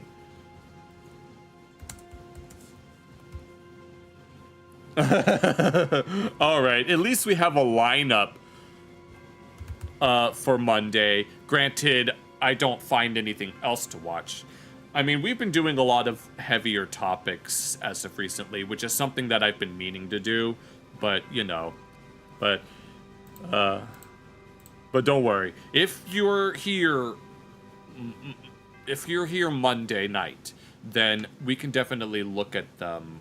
We'll look at all of them in a crazy dictatorship. No, I do know I don't remember that much about Turkmenistan. I do know that it's kind of like a dictatorship, but it's also not at the same time. It's kind of complicated, and I do know quite a bit about Tajikistan. But if you have a recommendation for Monday, feel free to let me know real quick before we end the stream.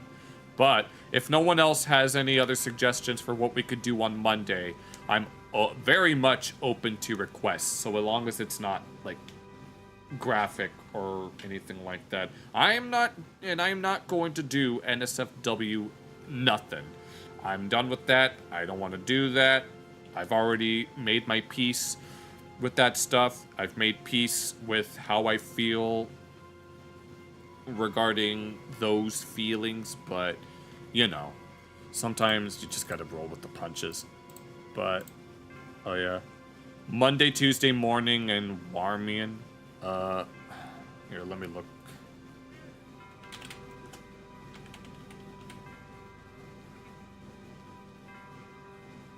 Voivodeshi. Why do I feel like I've seen that name before? Alright. Hold on.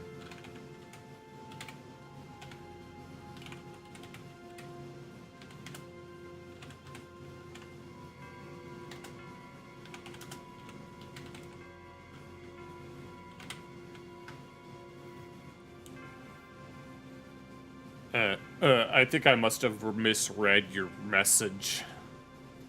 But alright, if anyone has any, I'll give last call for any possible suggestions. Or if anyone last call for any possible, things that they want to mention before we sign off for tonight, because I really gotta get to bed. But I really... Oh, Olston? I don't know where that is. Here, let me look that up. Alright, H-Shub, bye. Hold on, let me look up where that is, Whippy.